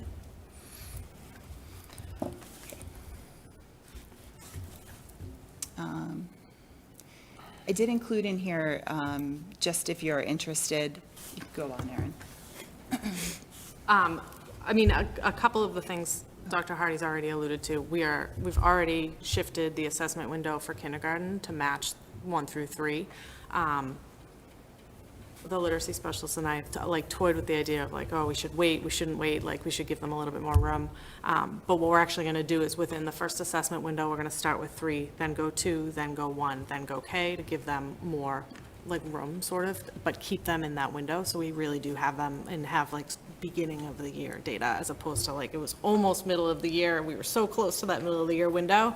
And we think that definitely skewed that a little bit. But I think like that is definitely one of the major adjustments along with like the literacy specialists are psyched that they have data to like start the year and like we're gonna hit the ground running. We know the kids, we know what they need to work on, we have it here, like off we go. We're gonna give them a couple weeks of instruction and then open the assessment window, give kids a little bit of time when they come back from the summer. I threw this in just for fun. This is just a cross-reference of ERLA and DIBELS. This is the end of the year one. We just created this. We haven't dug into it yet. We did the same thing mid-year. What we did is we sat with the principals. We looked at the list of kids that we considered outliers, and they went in and went back to the teachers and had conversations. What we found is that for students that were sort of in these windows where we're like, this doesn't match up, you're above in this and below, we found, like, for example, we had 2 students previously in that emergency category that were above benchmark on DIBELS. When we went in to look at their ERLA, we saw that they scored 2 years worth of growth in 1 year. So those are examples of times where teachers just sort of underestimated the student in that initial ERLA. And this happens especially K1 and 2, our teachers were going through for the first time. So these students that we've flagged as sort of not, the assessment's not matching, is something we'll dig into with our principals and take a look at. But overall, we think that, the matching up the alignment is about, is pretty good. I think that shows that teachers are seeing similar results.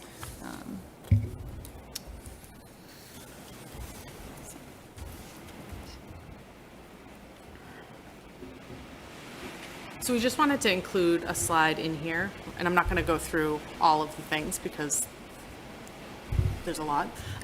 But we really wanted to have a slide that talks about both the purpose and the use of both of these literacy assessments. So we went through what was the purpose, how is it assessed, what does it assess, and what information does it give us. So we wanted to make sure we had that in there for all of you to take a look at, and just for the general public to have too. Because they're assessments that are used for different things, and they measure different things, similar things, but in different ways too. The other thing we wanted to include for you is we did take some time this spring to gather feedback from our teachers. We really had two primary ways that we looked at that. We did curriculum chats with teachers in grades 3, 4, and 5. This was really fantastic time spent. Erin and I greatly enjoyed the conversations with teachers. It's one of my favorite things I did all year, getting to hear firsthand from teachers how their students are responding to the curriculum and what their experiences are as teachers. We heard some really promising information. We also learned a lot, and I think it's going to inform our next steps really well.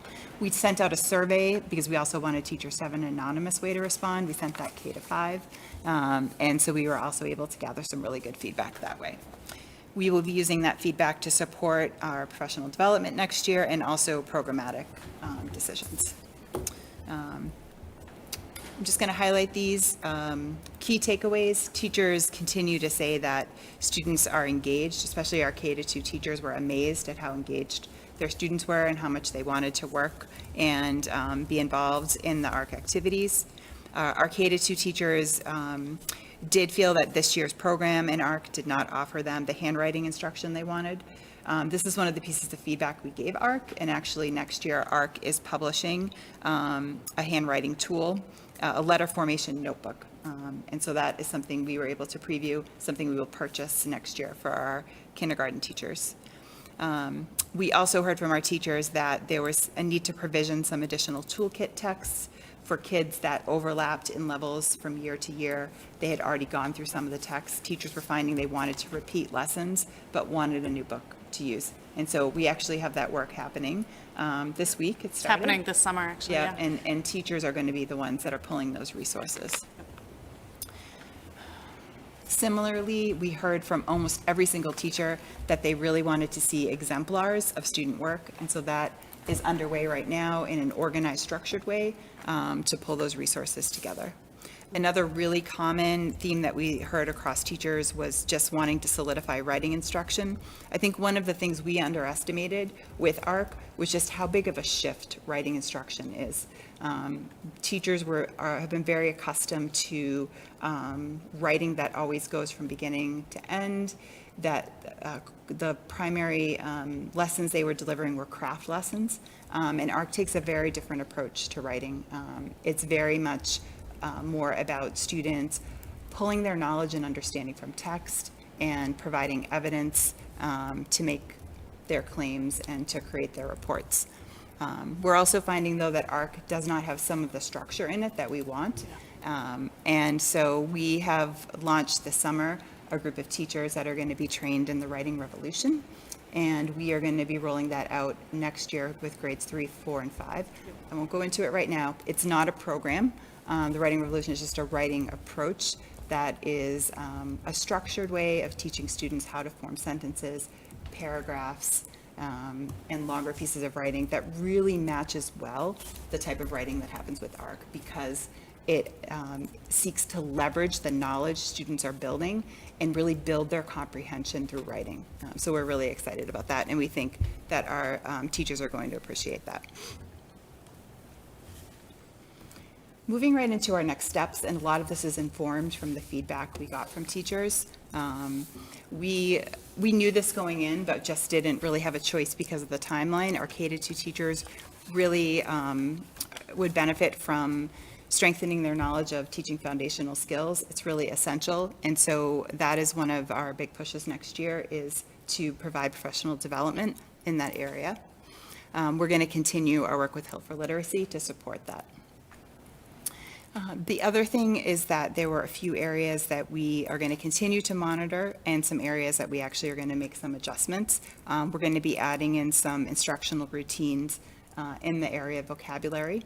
And we also have some instructional routines that we plan to embed as we go through the PD with our teachers around blending and how they're teaching blending to their students.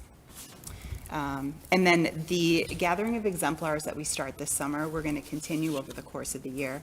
Part of the work this summer is to establish the system for gathering those pieces from teachers.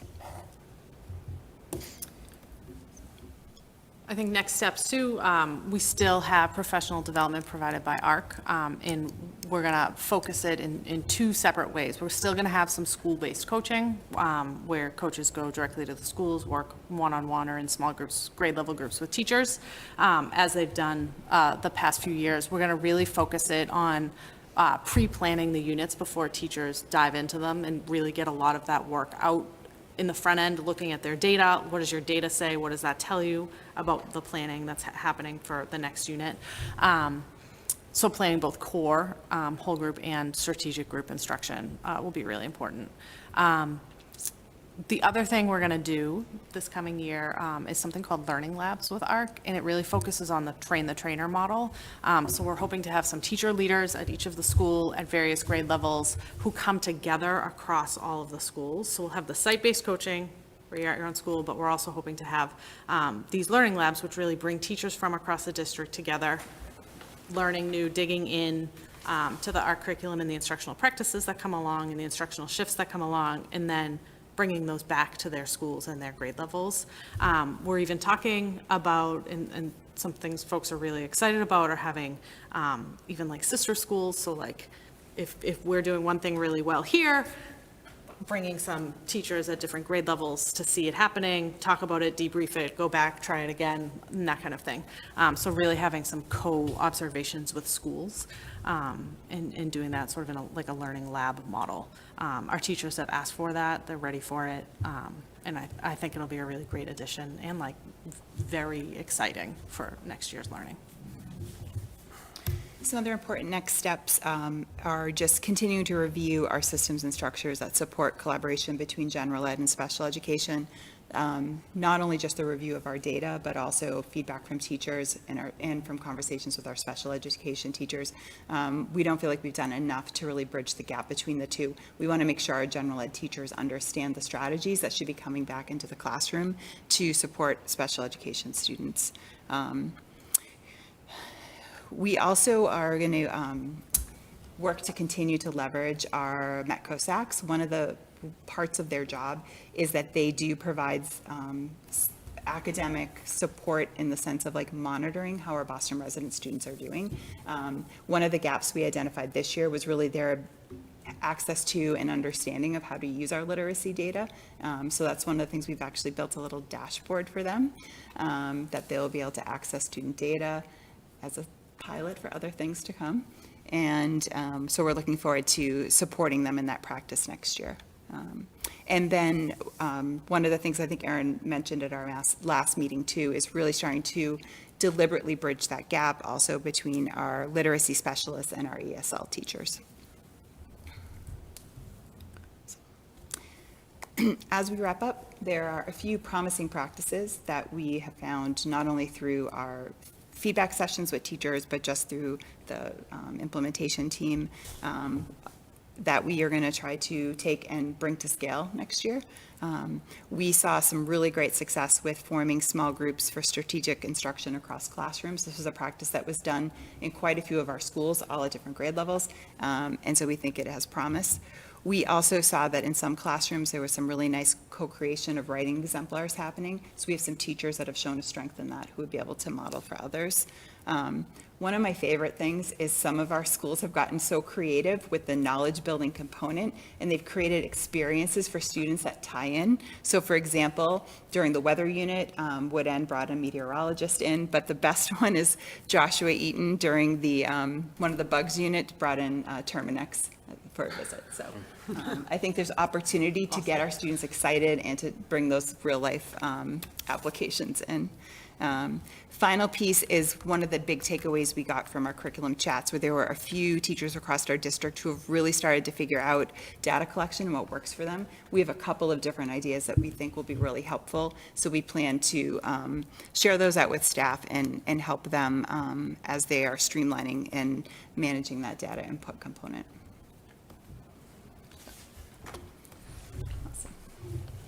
John? Just on the real-world context one, so like the Wood End one, for example, you know, that's that meteorologist has a personal relationship with one of the parents who's, you know, got a third and fourth grader, I think. So like that'll go away someday.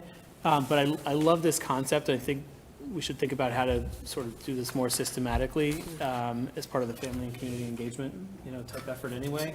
This is a great opportunity for us to engage people from all different walks of life, all different types of jobs and career paths, whatever, and apply it to the way that we're teaching literacy now. So I love the thinking here, and I'm just, you know, excited to see us hopefully figure out how to build on it. You're talking about my dreamscape, Sean. Yeah. Like, Yeah. dreamscape. Yeah. I will say to the second graders at Joshua Eaton, we're correcting the Terminex person who like referred to the bug's body, and they were like, that's the thorax. That's the abdomen. And the person was just like, okay, yeah, okay. But that would be amazing. Yeah. Any other questions or comments? I think Sarah and I hit them all early, so. I'll make one final observation. The previous step in terms of other next steps and improvements, all of those are hitting the weaknesses we saw in the previous data, right? So I appreciate that. I love to see that. The more, and family and community engagement hits the METCO side of it too, and making sure that they're pulled in as part of the process, I think is just as important. So you've heard me hit on the English and MLL type immersion type stuff too. So I love seeing those types of things as next steps. So thank you for taking the time to pull this together and present multiple times throughout the year on ARC as we've gone through it. It was actually fun pulling this together. Yeah. You were nervous when we first talked. Well, it was a lot of work, but I enjoyed it. It's a lot of good information too. Yeah. A lot of good information. Okay. Well, thank you. Thank you all. Thank you. Appreciate it. Okay, so we're moving back to the beginning and welcoming up our Parker leadership team. Ms. Rubino, Ms. Story, come on forward. We'll switch your presentation up over here for you and give you control. Tom, do you want a motion to take E1 out of order technically? No, it's not. It's going back in. Oh, right. Skipped B. We skipped B. Okay, so no. To take item E1 out of order, Second. seconded by Tom. All in favor? Favor. All opposed, and it passes 5-0. So we'll go forward with you, ladies, so you can go home too, then we can go back to the other stuff. There we go.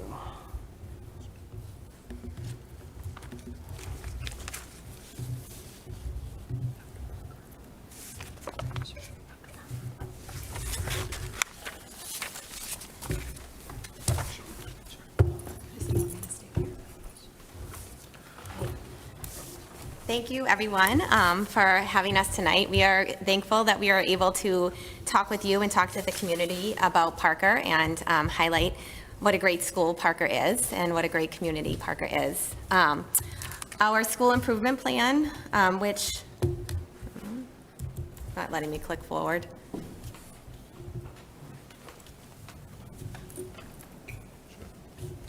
Maybe it's me. Okay. Hit return. Okay. Our school improvement plan, we are going to go into detail of each one, but these first two slides give you an overview of our school improvement plan. And I just wanted to start by saying the heart of the efforts of the work this year really has been a focus on improving student outcomes and ensuring that all of our students are achieving at high levels. And I'm going to go through some data from our iReady data that you'll be able to see that we are starting to see that some of the work that we are doing is starting to take hold. And this is a reason to feel encouraged by what we are doing. So if you take a look at our iReady data that we have here, when you compare our iReady data from the mid-year this year to the mid-year last year, as you can see on these slides here, you can see that we are improving. Our green areas are getting bigger. That's what we want to see growth in, and the red and yellow areas are getting smaller. So I think that shows that the steps that we are putting in place is underscoring the hard work of our teachers and our educators and our students. And I'm excited and feel encouraged by that growth. And I think that when as we go through all of these steps, you'll see that the efforts that we are continuing to do are going to show results of that work.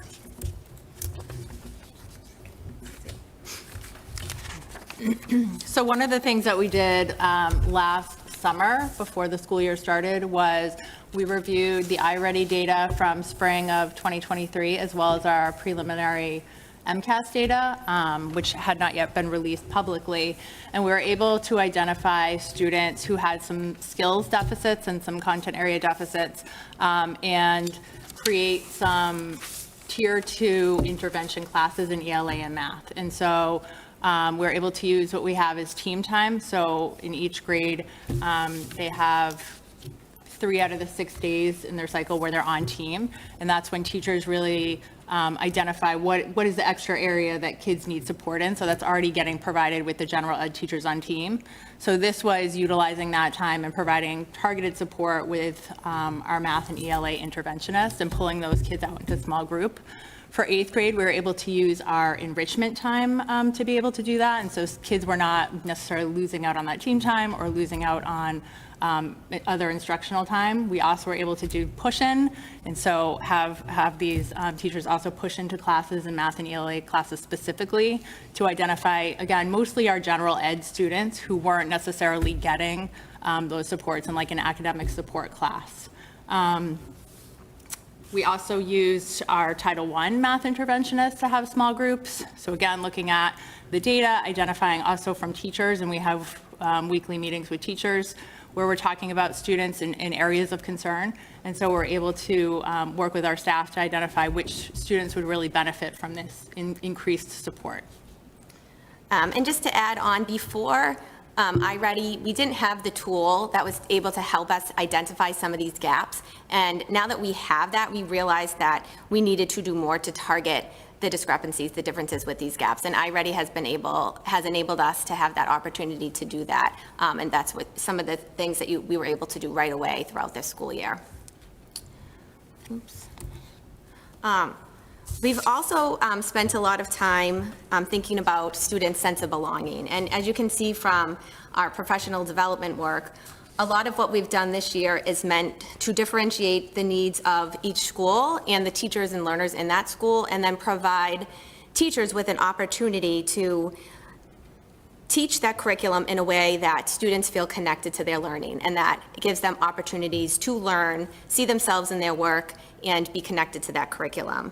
And we did that through engaging in an all-staff read of culturally and linguistically responsive teaching and learning. And we've piloted professional learning communities, which was able to help develop the capacity of our own teachers in our school. They were able to share best practices and take on ownerships, teaching other teachers about trauma-informed teaching practices through collaborative problem solving, a PLC on language-based instruction that really helped target what you need in a language-based classroom and help teachers learn how to generalize those skills in the general ed classroom. Learning acceleration versus remediation, tools for advisory curriculum, and then other protocols used to assess student learning and inform instruction throughout the school year.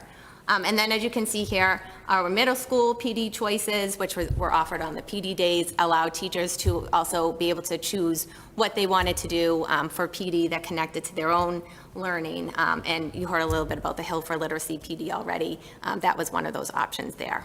And I think I'll just add, I think we really see that teachers were embedding a lot of that into their practice with evaluation. So when teachers were submitting their evidence, they were submitting evidence that was very much in line with what these PD offerings were, which shows that those practices are actually then having an impact on students in the classroom. some things that we had focused on this year that are changes that you'll see next year. And I also want to pause here and give a thanks to my school council members, Lauren Cullivan, Julie Saletta, Jeanette Bishop, Erica McNamara, and Grace Terrio.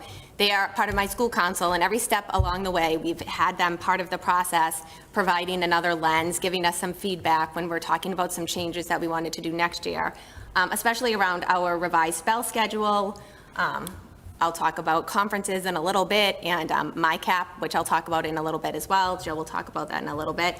They have really been a sounding board for us and given us advice along the way, and given us some feedback. I've also shared that with the PTO as well. So they've been just avenues to get additional feedback and support as we've been rolling out some changes. So one of the things next year that we really wanted to do was increase time on learning in our math classes. And in order to do that, we were looking at our bell schedule and thinking about areas that we could add those minutes. So right now, next year, we are going to have 50-minute classes with 2 minutes of passing time. That provides us with 4 additional minutes in class per day. And across the board, that's 20 additional minutes of time across the board by the end of the week.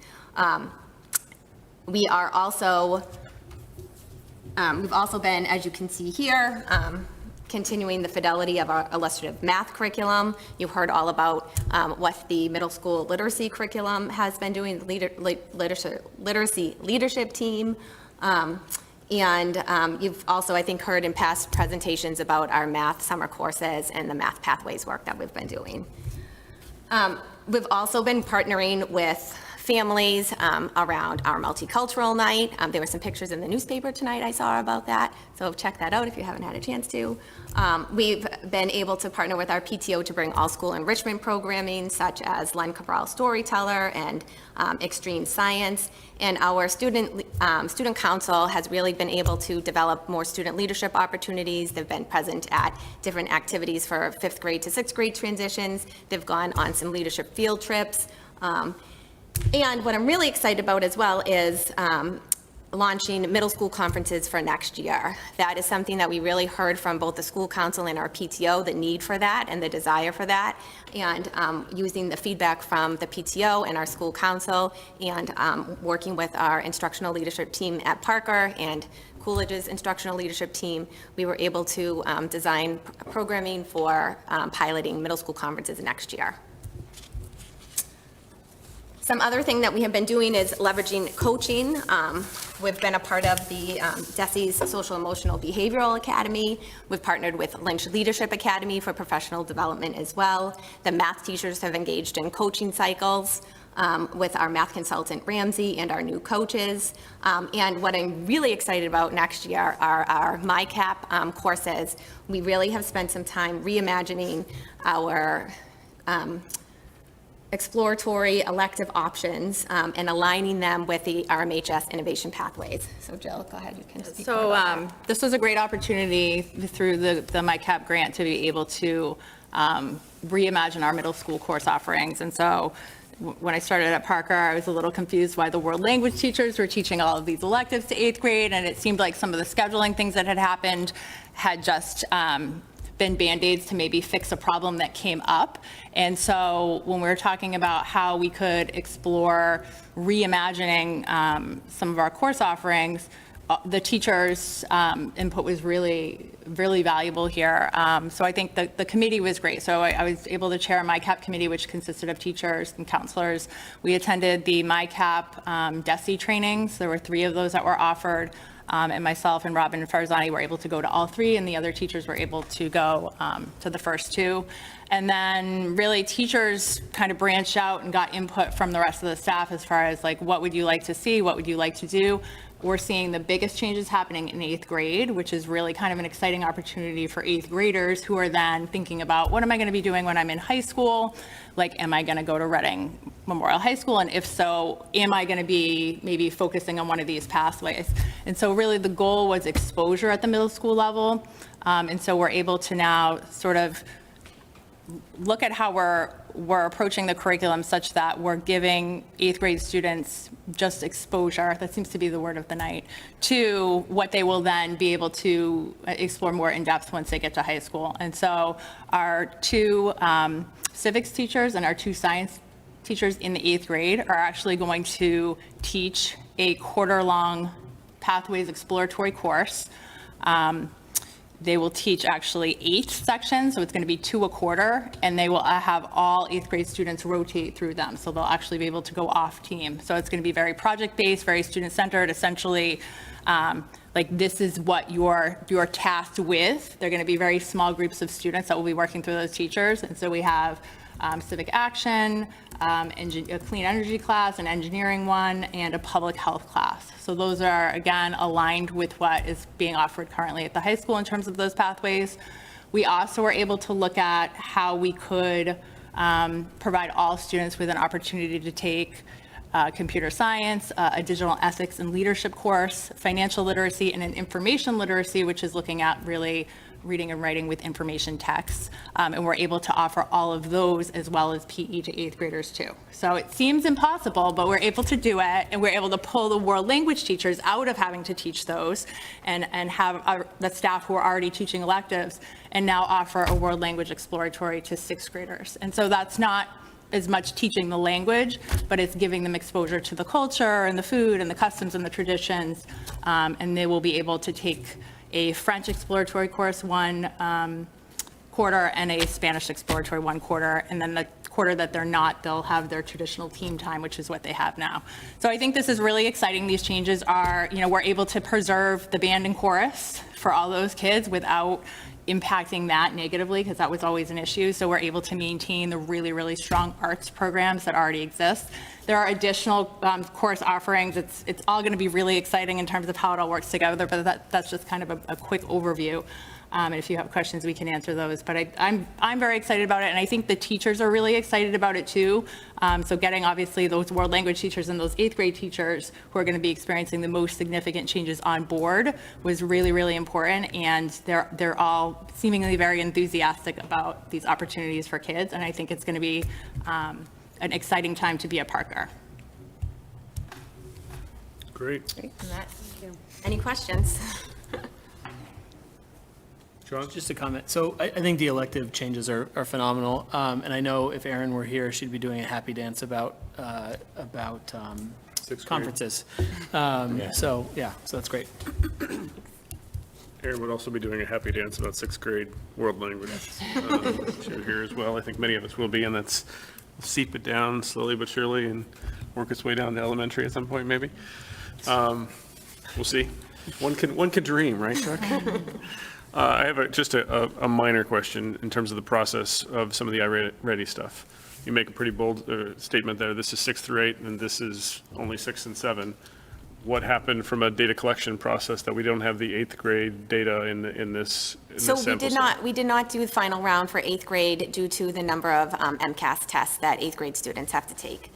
They have 4 tests that they have to take with the addition of civics and adding another assessment at the end of the year felt like too much for them to do. So we don't have that data, but the intention is to complete the diagnostic early on in September, right when they return, which is a change from this past school year where it was later on. I think it was the beginning of October, if I remember correctly. I'm looking at Sarah for confirmation. Thanks, for Rochelle. That we received feedback last year, actually, from families of our 8th graders about the amount of testing days that happen in the spring, with 2 days for ELA, 2 days for math, and 2 days for science, plus 2 days for iReady. This year, we had to add an additional 2 days for civics. And so we felt that at that point, it was just the tipping point where we don't want our students spending that many days taking assessments. Okay. In addition, we also added for 8th grade our world language assessment. Yes. So there's just a lot of testing. We felt that iReady was the one thing we could give. And that we felt that with all of the MCAS our 8th graders are taking, we'll have, some Plenty good of data. MCAS data, yeah. Okay, I mean, I think just and that sounds like it's going to go forward, so the bar is going to be what the bar is, which is good. It just, sometimes it can confuse the data if you're looking at different sample sets. It's not but- ideal with looking at the data. Right. Yeah, but it still does show some positive growth. If you look across going back to, mid-year 2022, I'm looking at the math one, for example. You have a 54% at that kind of meeting exceeding level, and now, although the population is slightly different, you're looking at more like 74%. So 20 percentage points growth, Yeah. although slightly different populations. So as we look at this going forward, again, it'd be great to break it down along cohorts and things like that as we look at it. So we're kind of, it's a different cohort altogether, really. Right. So it's not a fair assessment, but at least it does show some growth. And even if you just look at this year, it's showing some significant growth as well. So it's great to see, and we want to just keep making the progress. And I'll also echo Sean's point from the structural changes, and I'll add to it the math structural change, I think, and we talked about that a little bit, the Math Pathways meeting last week, or last time we were together, but seeing that and being able to work out additional, I think it's 240 minutes across the whole year or something like that. I think that those little changes will make a big difference, and sometimes that's all it takes is a little change. So Yeah. thank you for the focus, the effort, the energy. Just a quick question, Carla? and it may not be for you. For financial literacy, have we ever looked at David Ramsey's financial literacy program? Not that I'm aware of. I haven't heard of that. I can look into that. David Ramsey? David Ramsey. I've been meaning to say it, and it just clicked in my head, so, Let me look into that. thank you. Okay, anybody else? Thank you both, thank you so much, and thank you for waiting around. We know you were first on the agenda, we flipped it on you, so I appreciate your patience. Thank you. Thank you, thank you. You won't have to go out in the thunderstorm. That's what we thought. It'll stay nice and dry. Thank you. Okay, so now we'll go back to the top of our agenda, since I skipped, and we'll go back to the consent agenda portion. So I'll move to approve the consent agenda, Second? seconded by Carla. Any commentary, questions, or concerns? I just want to quickly thank Principal Callahan and her team for aggressively pursuing every grant. You'll see here the Skills Capital grant here too, another $75,000, which is really exciting. So her and the team are looking for any potential revenue stream, particularly for the pathway. So thank you. I was going to call it out, but you beat me to it. Oh, So sorry. good. That's all right. It's good for you to, it's better for you to do it than No, me. no, go for it. So. Okay. All in favor? All opposed? And it passes. Okay, so reports.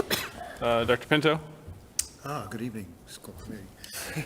So I just want to share a few things with you. Presented the special education budget to the parent council, the Special Education Parent Advisory Council back in May, at the end of May 21st. So they had lots of questions that they forwarded in advance, and it was really great. So they were asking questions about the budget year over year. They were asking about programs, positions, services. So it was really a pleasure to meet with them. They were very thoughtful in the questions that they asked, and they're very invested in seeing us make progress and where we're allocating resources. So I was happy to be a part of that. I did want to send a thanks to the Town of Stoneham Administrator Dennis Sheehan for providing me with their spot for the Office of the Inspector General's Massachusetts Certified Public Purchasing Official designation classes for free. So a couple of benefits. It fit right into our budget because it didn't cost anything. It really provided me with an opportunity to broaden and deepen my knowledge. And, you know, as the chief purchasing officer for the district, I think the benefits will certainly translate. So I'm grateful to them for providing me with that opportunity. I just completed a 300-hour log that was required for my apprenticeship. So it was reviewed by MASBO, reviewed by our superintendent. I submitted it to DESE, and this is in an effort to advance my professional license. So I wanted to thank Dr. Milchevsky for his support, and I wanted to thank school committee also for supporting me through this endeavor to move things forward. So thank you for that. I did want to send a thank you to Julian Carr, our network manager. So he's been diligently tracking all of the products, all the machines that we have in our district. And so he's been working with vendors on models and pricing. He's been, moving forward with negotiations and now the purchase of 300-plus devices that will meet both student and district needs. And so he's keeping us right on top of things. So very grateful to him for that and his work on that front. So that concludes my report. Okay. Dr. Hardy? Just one quick item. I just want to mention to school committee and the community that we have a number of teachers that are completing summer work that is curriculum-based. So a big thank you to our staff who are giving up some of their summer hours to do this important work. So for example, we have a group of middle school ELA teachers that are going to come in this summer to help us look at that scope and sequence we were talking about, where the units will fit in. We have elementary teachers working on 3 different ArcCore projects this summer, all of which you sort of saw referenced in our presentation. And then across the high school, there are actually 25 different projects happening, many of them having 2 or 3 or 4 teachers involved that are either building out curriculum for new courses or adding in concepts or new texts or resources to existing courses. So we're so appreciative of our teachers. We do really think they do some great thinking and some great work in the summer when they have dedicated time. But it is something our teachers do regularly, and wasn't sure if folks knew that, so I wanted to thank them for that. Great. Before we move on, I just wanted to acknowledge real quick, Dr. Pinto, I moved past it so quickly, but I heard really positive reviews about the CPAC presentation, so I just wanted to publicly acknowledge that as well. So thank you for taking the time to do that. And Dr. Malachewski. Great. So just building up Sarah's too, that gives me a chance to also thank all the staff who've been working at ESY over the summer too. We know that's starting up in a couple of weeks too. But after what can sometimes be tiring and difficult days during the year to then gear right back up and go to the teach in the summer, we have a tremendous amount of appreciation and respect for our staff who are back in there for our students over the summer. So huge shout out and thank you to the ESY staff too. Also, so I've heard some questions over the past couple of weeks from the community around like our processes regarding hiring and retention, particularly with respect to like non-renewal of staff. So I just want to share a couple of pieces of information tonight of context that may be helpful to the community. I just jotted a couple of notes down. So these processes are similar to other Massachusetts districts, are driven by mass law, and have been consistent over the years in Reading Public Schools. So first, there's a couple of common circumstances that may lead to a staff member not returning to the district, including first, voluntary transition. So staff may elect to leave the district each year for voluntarily for a variety of reasons, including pursuing other employment, pursuing an advanced degree, or relocating with family. There's also cases of staff non-renewal. So as the committee knows, after the completion of 3 consecutive years, teachers are considered to have professional teacher status, or PTS. PTS is a designation in mass law signifying that the employee has completed a certain probationary period and is provided with additional protections against dismissal.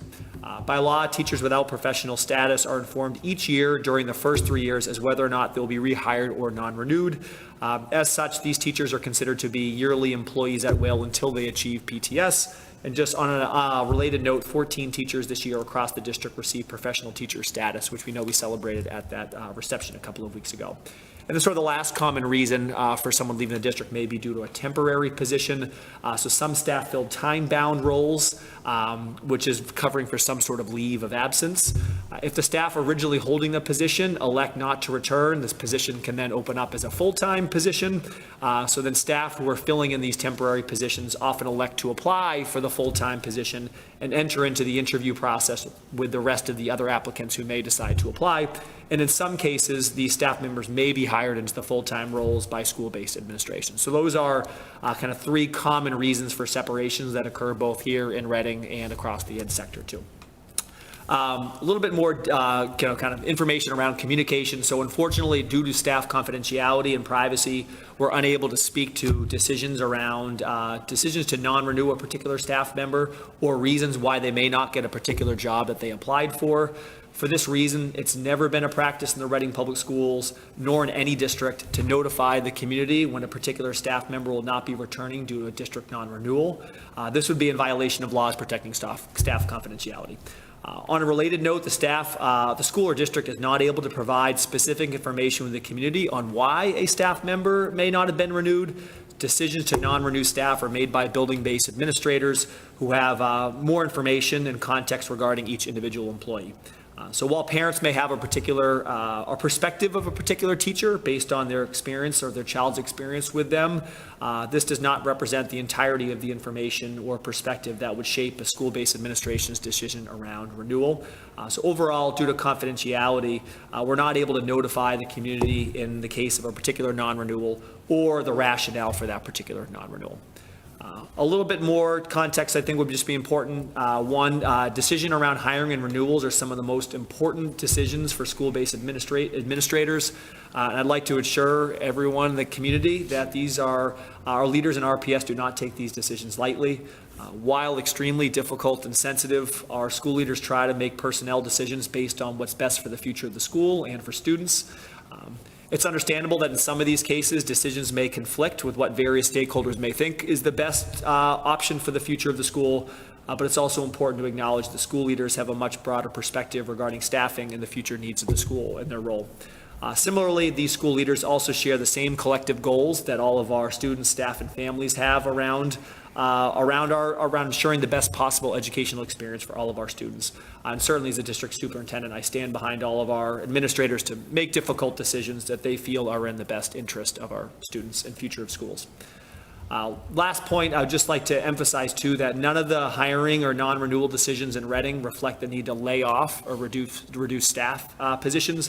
RPS continues to operate in a strong financial position, as evident by the increase in positions or FTEs in the FY25 budget. So I understand that sometimes these decisions around hiring and renewals are extremely sensitive, and it can be frustrating to the community to not be notified when a particular staff member may not be hired or renewed, or the reasons behind that decision.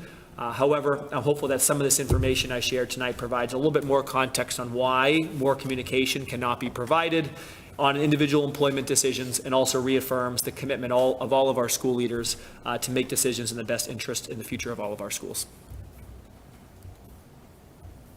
Thank you, Dr. Milczewski. Any questions, comments from anybody else? I'll just add, just for everybody else really quickly, hiring and firing of staff is not the purview of the school committee. So while we appreciate everybody reaching out, it is not something that we can or should engage in conversation about. So there we go. Okay. All right, so let's move on to liaison subcommittee reports. Sarah.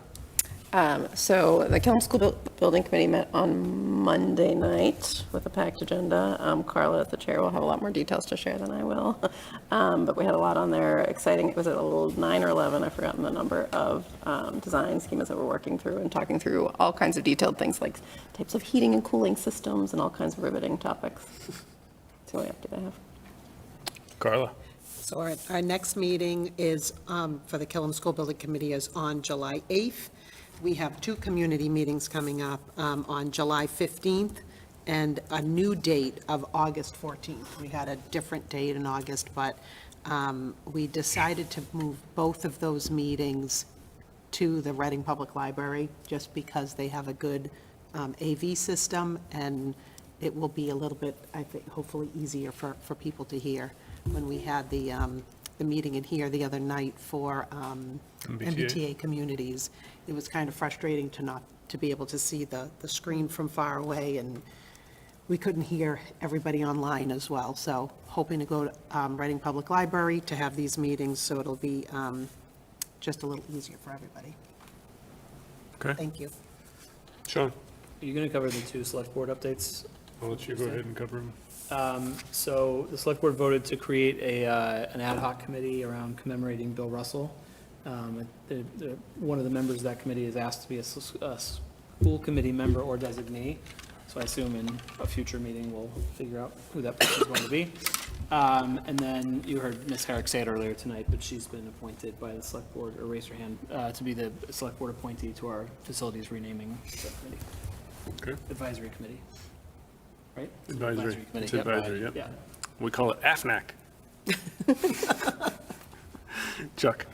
So the Charter Review Committee met last week, and I thought that was winding down, but it isn't.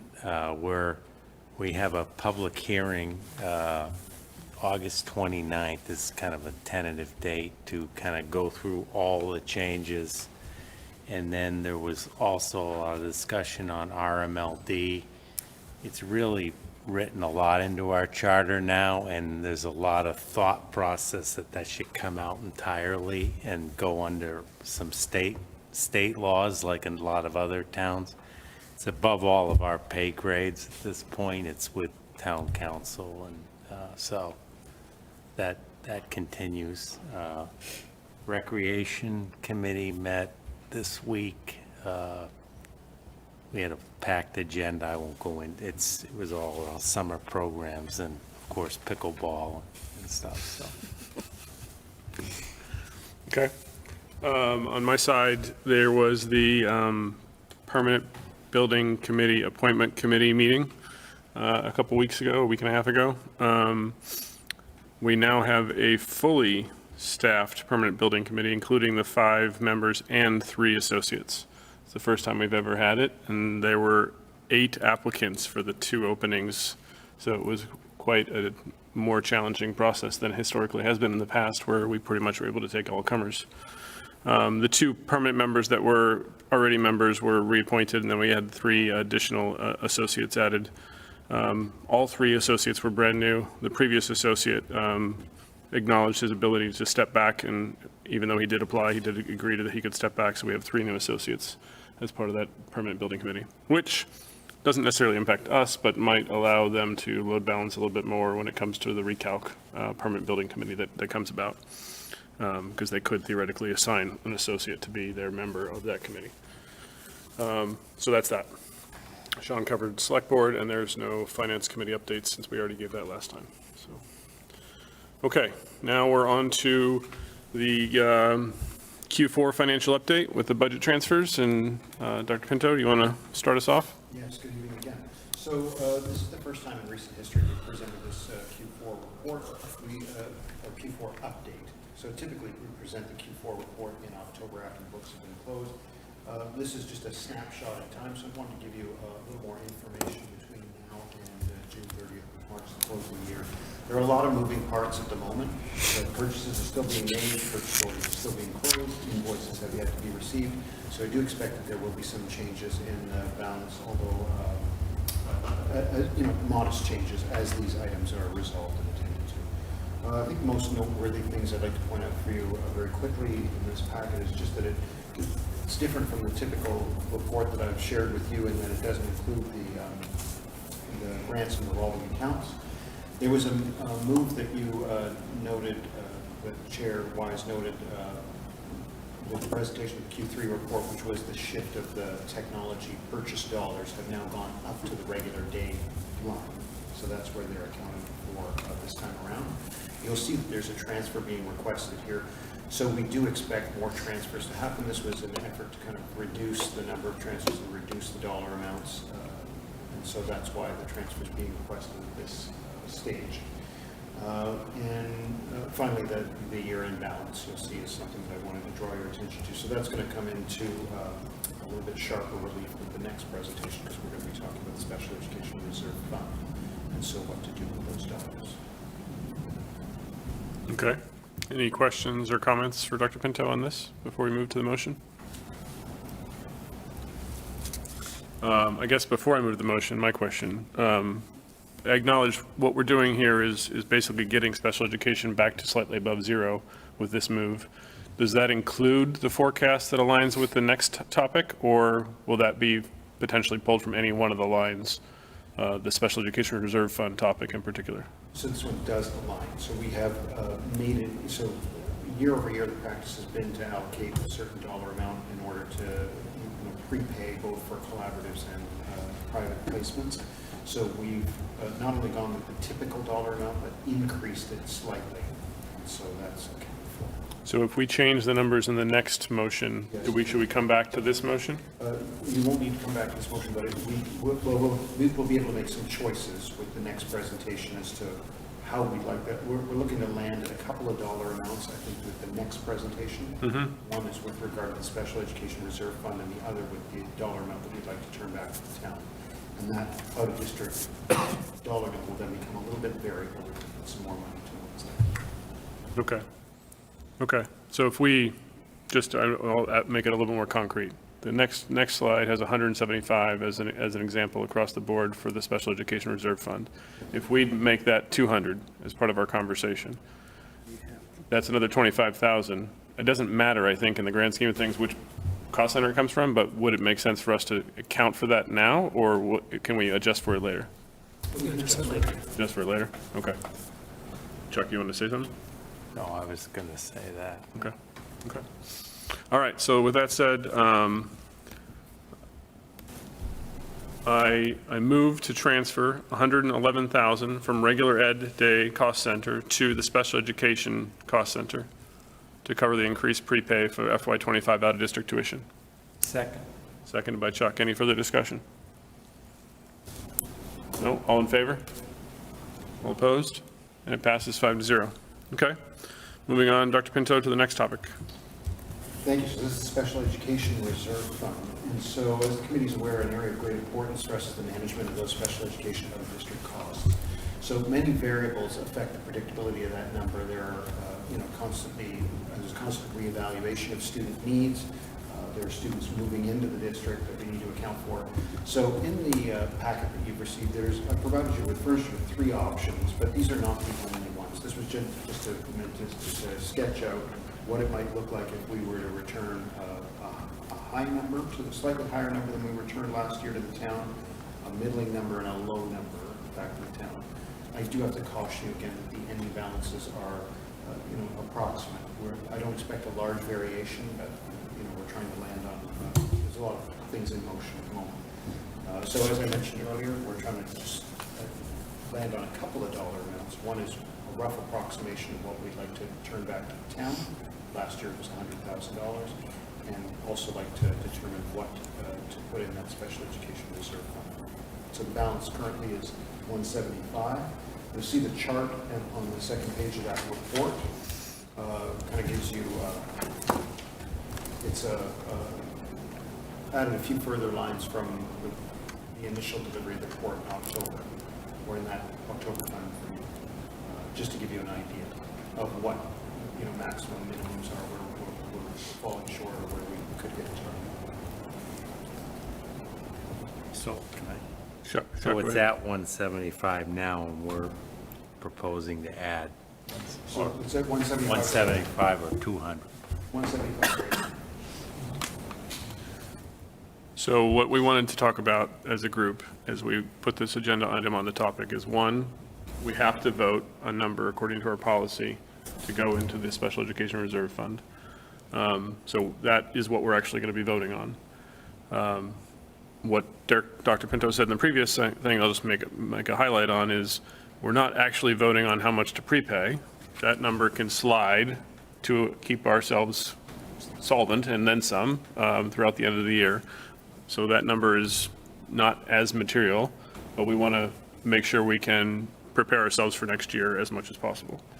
The other thing we're not going to vote on, but I think we'll look for guidance from the committee on, is how close do we want to cut it, right, to the end year. So he said there were 3 options that we've laid out there. So it's really like, do we want to cut it at 30 to 40,000? Do we want to cut it at 75 to 80,000? Do we want to cut it at 134, 140,000?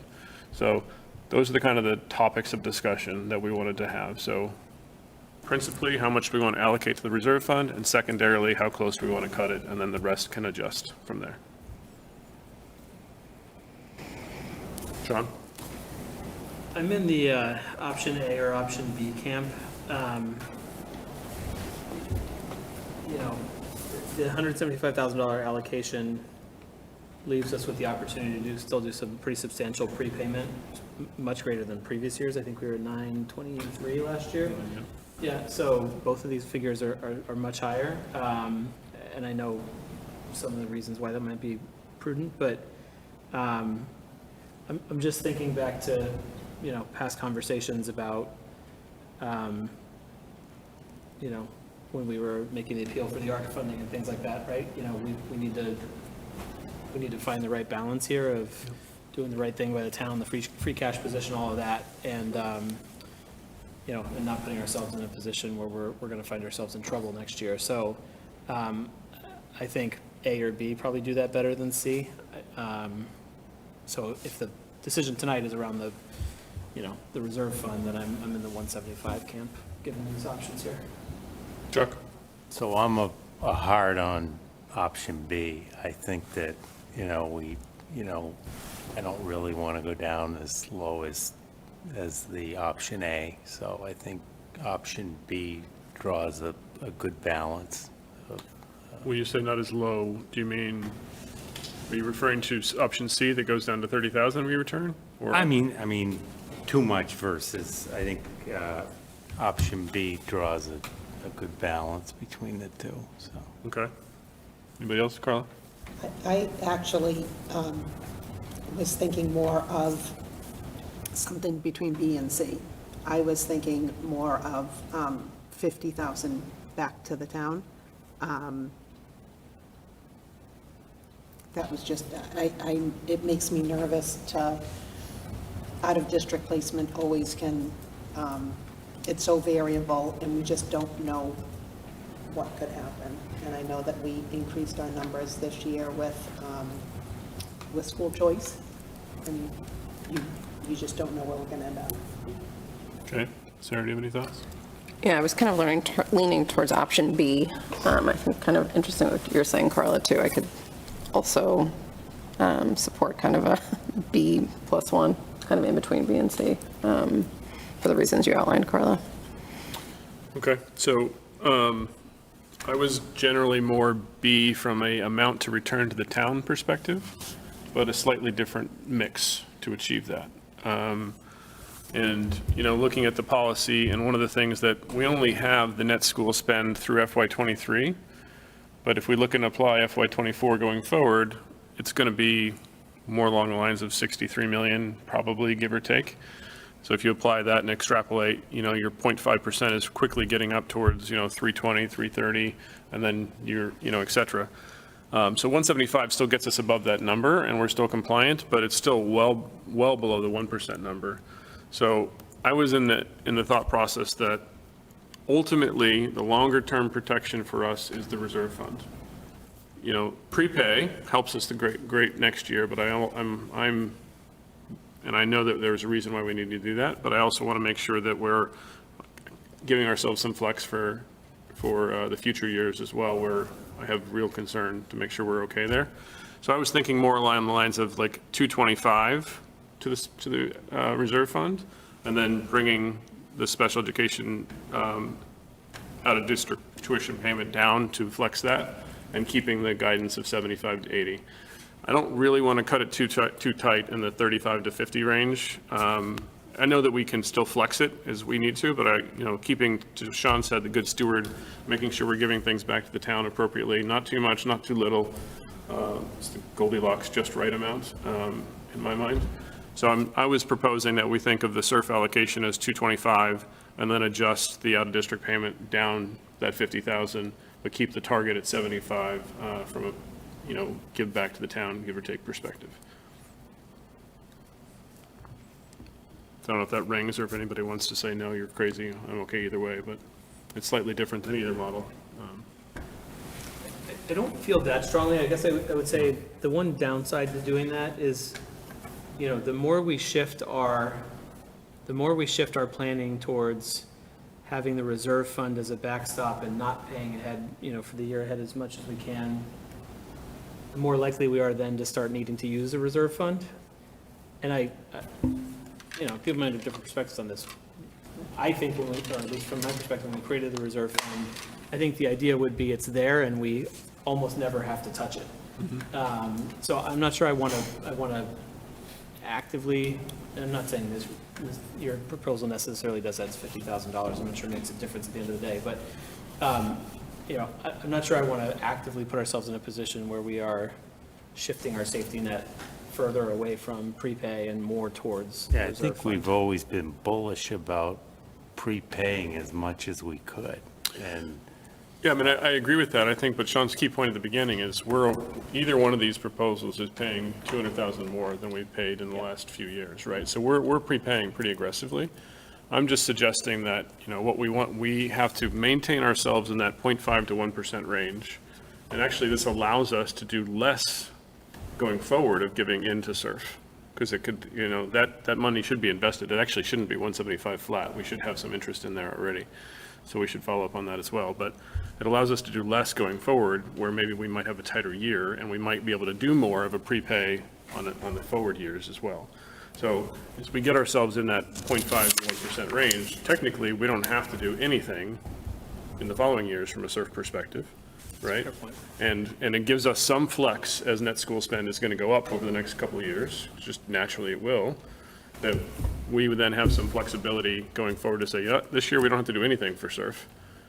Or we only have to do a modest 50,000 or modest 25,000 or something to stay above the line that we've set ourselves in. Whereas we're still paying 200,000 more than we normally would from a prepaid perspective. Yeah, I mean, if you want to make a motion, I'm not going to arm wrestle over 50,000. I mean, I think.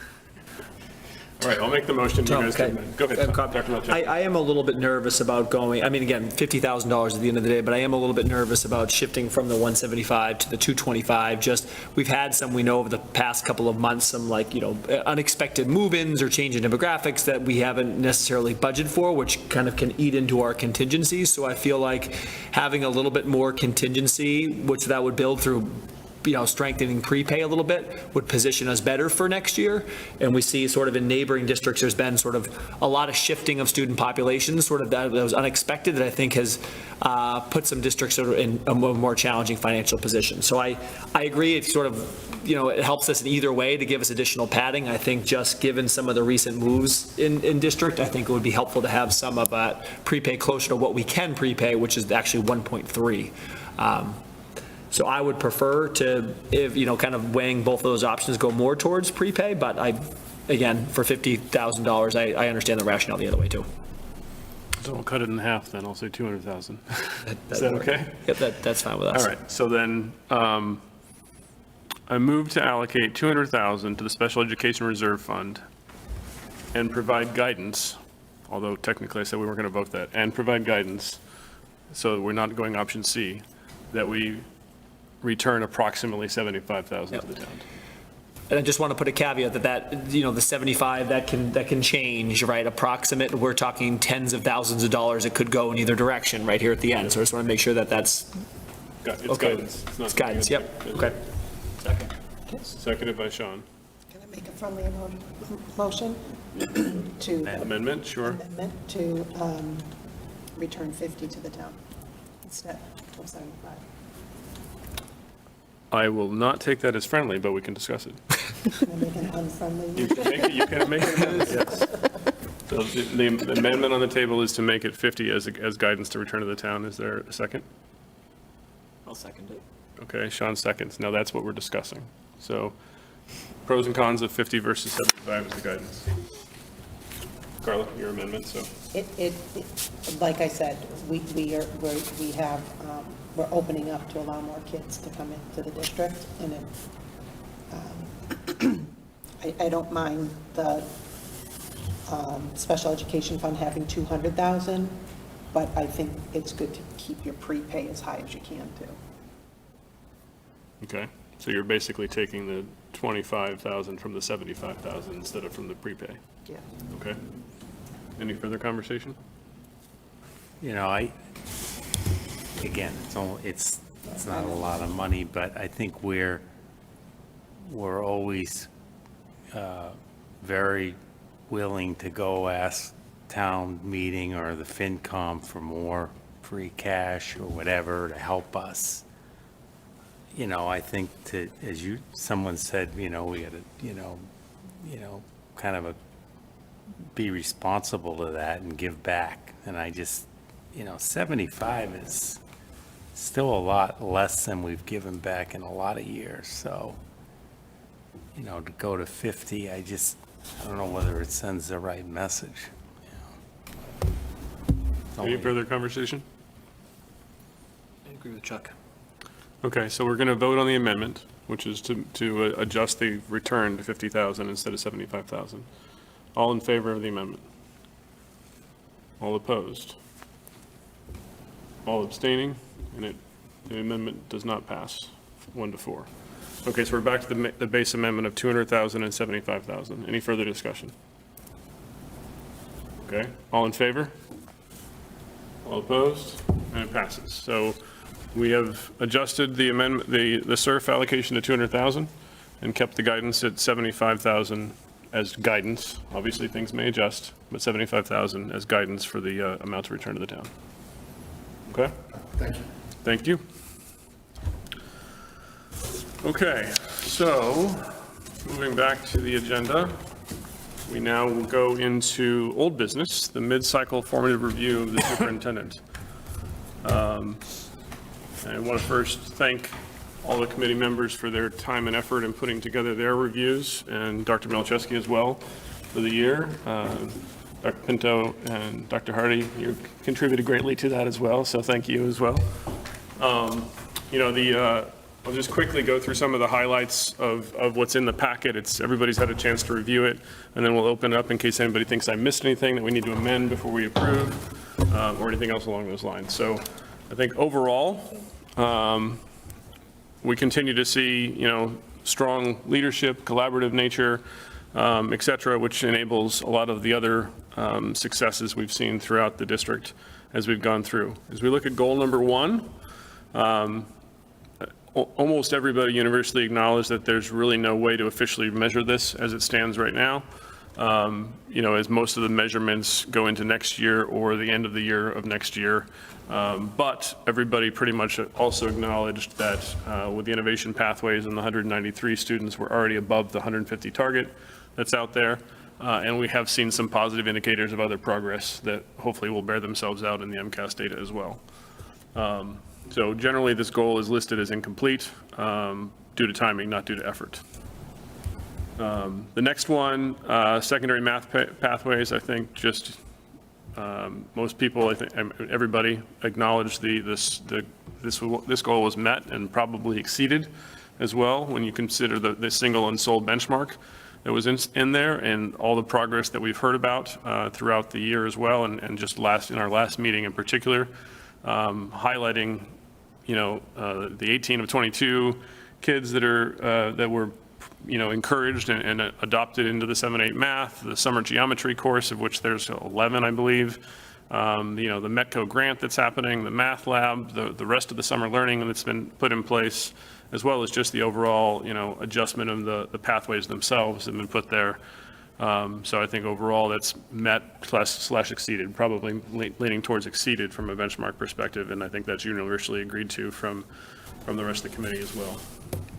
On the data point, this one is one where there probably was the most disagreement, for lack of a better way to say it. Not necessarily disagreement on where we are in terms of the fact that we are, using and leveraging data more on a go-forward basis. The DLT-related agenda items are almost entirely data focused. And then, of course, we've seen presentation upon presentation on ERLA and iReady and DIBELS and things like that. Where the disagreement comes probably is in the next steps. Dr. Malczewski expressed his own concerns about the library to a degree of sorts and the ability to build the data warehouse. And I would say probably Sarah and I were most aggressively gung-ho, like go forward in this process. And there was other concern about the ability to achieve, is it overreaching and too strong and too hard? So I think as we go into next year of the cycle and we kind of review the goals, that'll be a discussion for the committee to have and see what they need to do. But overall, Dr. Malczewski acknowledges that it's important that we figure it out. In some way, shape, or form, we might just need to scope back, in particular the library portion of it, and help figure out how best to do the data warehousing of sorts to help. Multiple members of the committee, although I don't think I actually pointed it out here, also brought up the fact that there's a plan for a scorecard that the team has put together for next year as well on a school-by-school basis and using that more on a go-forward basis. So,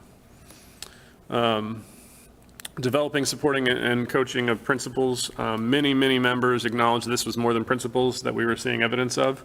Assistant principals, other members of the district leadership team also acknowledged the safe and supportive growth environment for the leadership team from the whole central office, not just Dr. Malczewski. There was a desire and a focus to have a few, more frequency of walkthroughs. It seems like, busyness and Killam and other things maybe caused that to fall off, but hopefully that can improve going into next year again.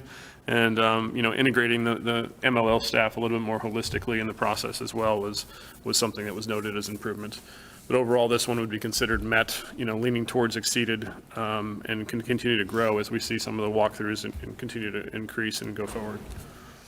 The new superintendent induction program was the layup of layups.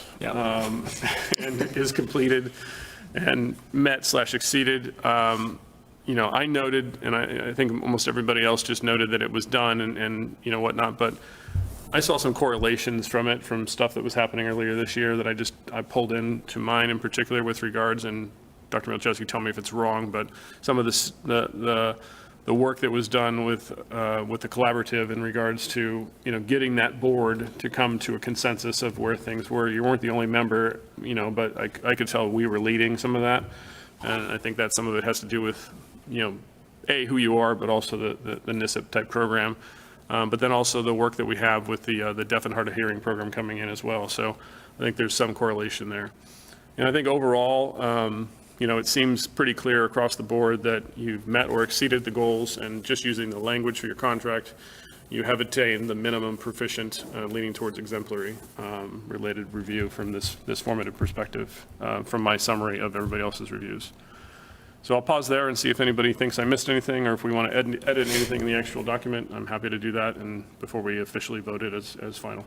I thought it was an excellent summary.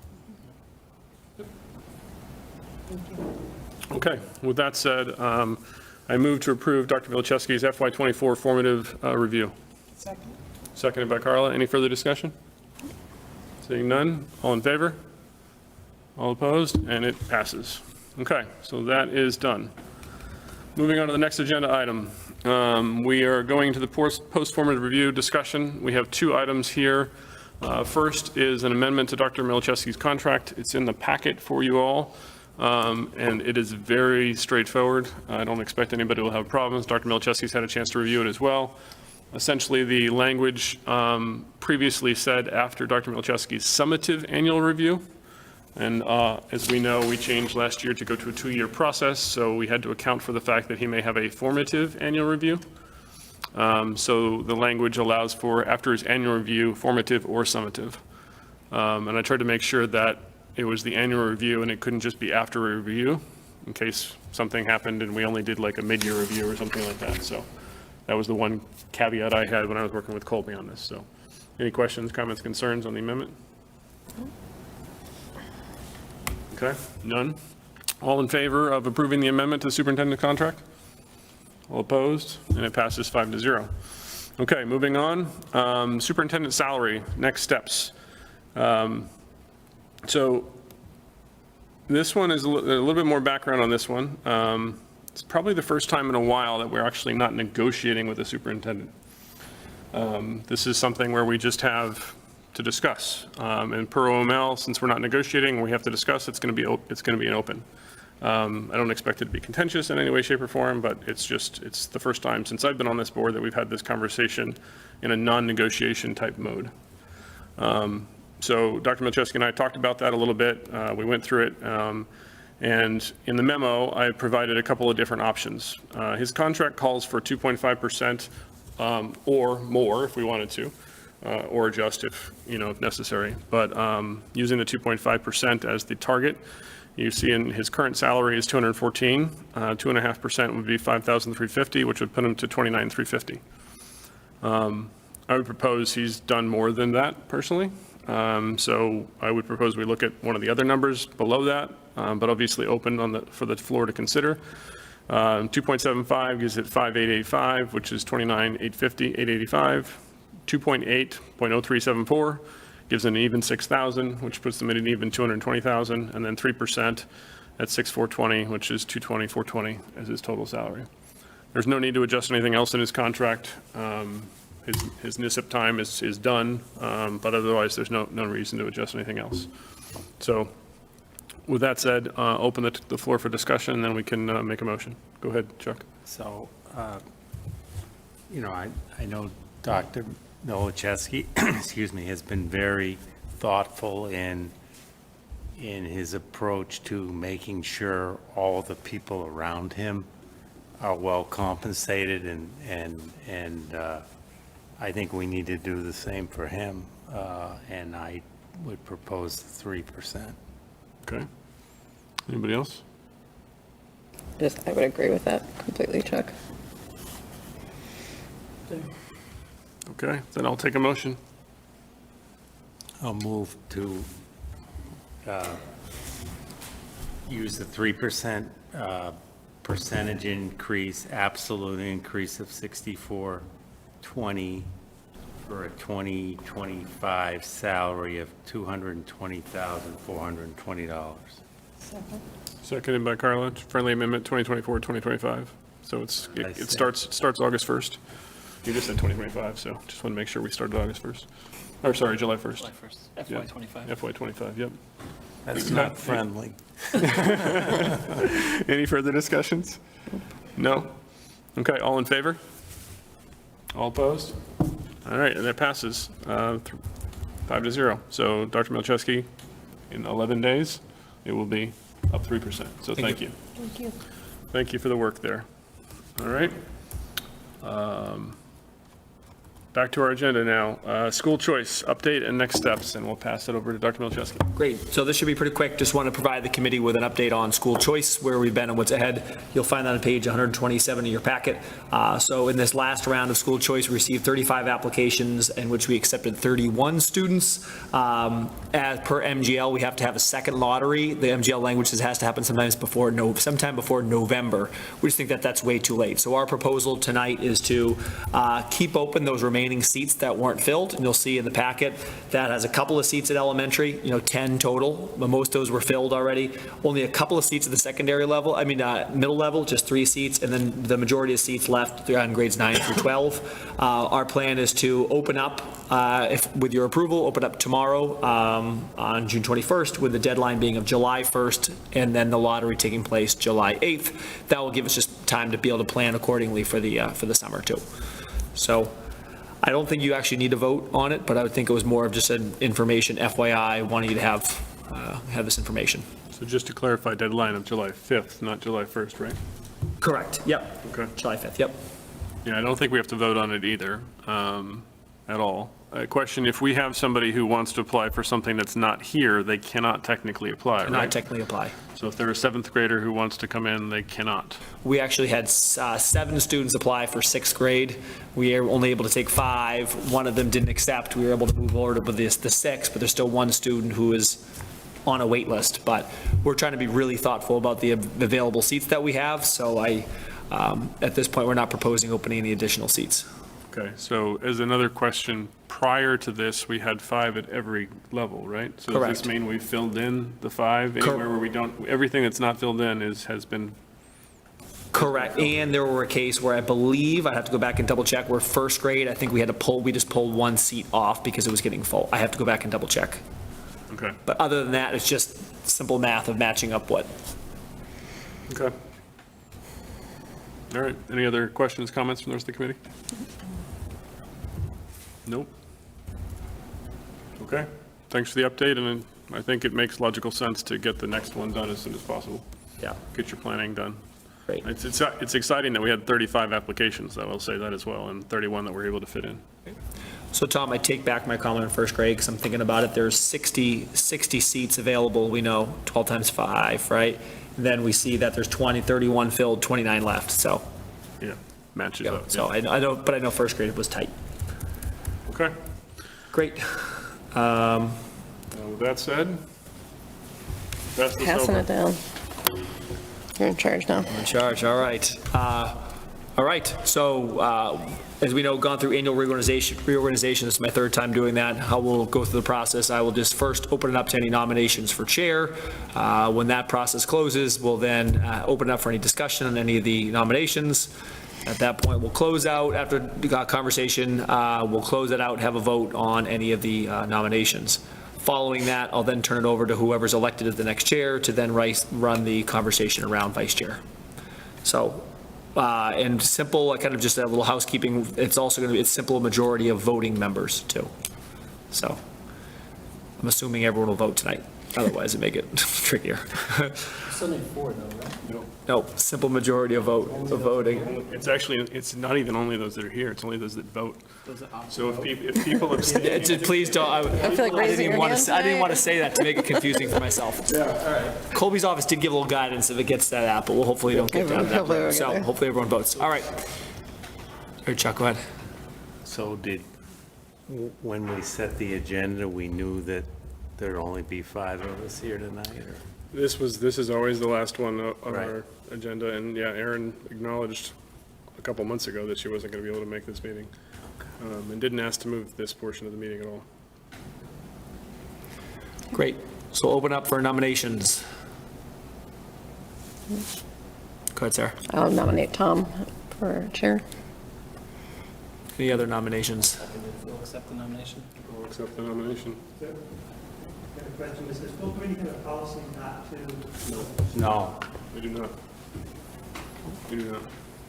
I'm guessing, just for people at home who may not hear, that the question from Jeffrey was whether or not the school committee has a policy around potentially being chair or vice chair in an election year. Was that what you were getting at? Yep.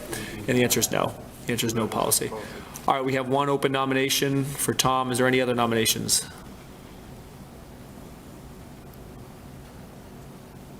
Okay, close out nominations. Any discussion on Tom, on the nomination? No discussion to be had, I suppose. Anyone- I guess I'll say this, I mean, I guess it doesn't really matter, but I was considering not accepting it if I wasn't going to run again, but I have already made that decision as well, so, yeah, so I will accept it as a nomination. Can I make one comment? Yep. Not about your nomination per se. I think it's important to recognize that it doesn't feel like a blood sport here, which is not always true in this town, so I hope we all appreciate that, right? Do you want it to get a little more interesting? We could probably throw it. Please, no. Spice it up a little, yeah. All right, any other conversation? Nope. Discussion? All right, we'll close that part out. I'll do a roll call vote. All in favor, if we're going to go voting for Tom as chair of the committee. Start with Chuck, Yes. John, Yes. Tom, Yes. Carla, Yes. Sarah. Yes. Congratulations, Tom. Garrett again. There we go. All right. I gave it up for a few minutes. I hope you're going to keep the meeting short. Yeah. I'm trying. Fell off the wagon the This last couple of Last couple of drag. Yeah. Way off the Should we way. rethink this vote? I know. In fairness to me, and Dr. Milachowski can attest to this, Aaron would attest to it as well, we had to adjust and move things back Yeah, we did, that were yeah. previously planned earlier. So, anyway, it is what it is. All right, so we'll open the floor for nominations for vice chair. Has anyone spoken to Erin to see if she's interested in staying on? I have not. We didn't talk about it. No. There's too many open meeting things going around. I don't talk to anybody anymore. I will say that I would like to be vice chair for the maybe superficial reason to have my name on my daughter's diploma and to shake hands at graduation. However, I know it's been really good to have a balance of power. It's, if that's what you want to call it, we've worked really well together that way. We still get to give her her diploma. I know, but I have to say that out of all the things we've done in this position, the best part of it was shaking like all those kids' hands. Like it was, We all used to do that. That was taken away a few years ago. all, To speed things up. So I'll share this. Principal Callahan is very open to feedback on how we run the ceremony. I'm sure anyone who wants to shake hands will have the opportunity to shake hands. So I don't think that needs to be that was truly a highlight, like I think you got the job on that if you want that. truly a highlight. I'm sorry, are you done? Or? Yeah, I know, I'm done. So there has been years where we've had some continuity where you don't have to necessarily upend chair and vice chair. I mean, I wouldn't be opposed to just leaving it as is, so leave Aaron as vice chair and you as chair. Aaron hasn't said anything to me about it, so I don't even know if she wants it. So we could vote Erin in, and then if she has anxiety about it, we can reorg at any time. So we could, we could do it in our next meeting and choose somebody else. Or we could table this part of the vote and have this part of the vote in July. Fair. That's entirely possible, too. Yep. There's nothing that says it has to happen today, if we're not sure she wants it, and if it's something that might be the best thing. I mean, She's still the vice She chair didn't until the even- successor is elected. She is still the Yeah. vice chair until the successor is elected, exactly. That's good. Let's come back to it. I think that's a good She idea. wouldn't have weighed in on that at all before We're she... all terrified of OML now.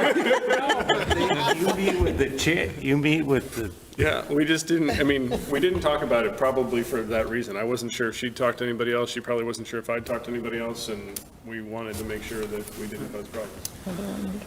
All right. So with that said, we'll, I think table is not the right word, because table's only in the same meeting. You just don't vote. We'll postpone the vote. I'm going to move to postpone the vote on vice chair until the next meeting. Seconded by Sean. All in favor? All opposed? And that passes. Right, so that will be she- the only agenda item at the... No, we'll probably have a few other things in July. Don't close it. So any further motions? Motion to To adjourn. adjourn. Chuck, second? Second. Second by Sarah. All in favor? All opposed? And it passes. All right, good.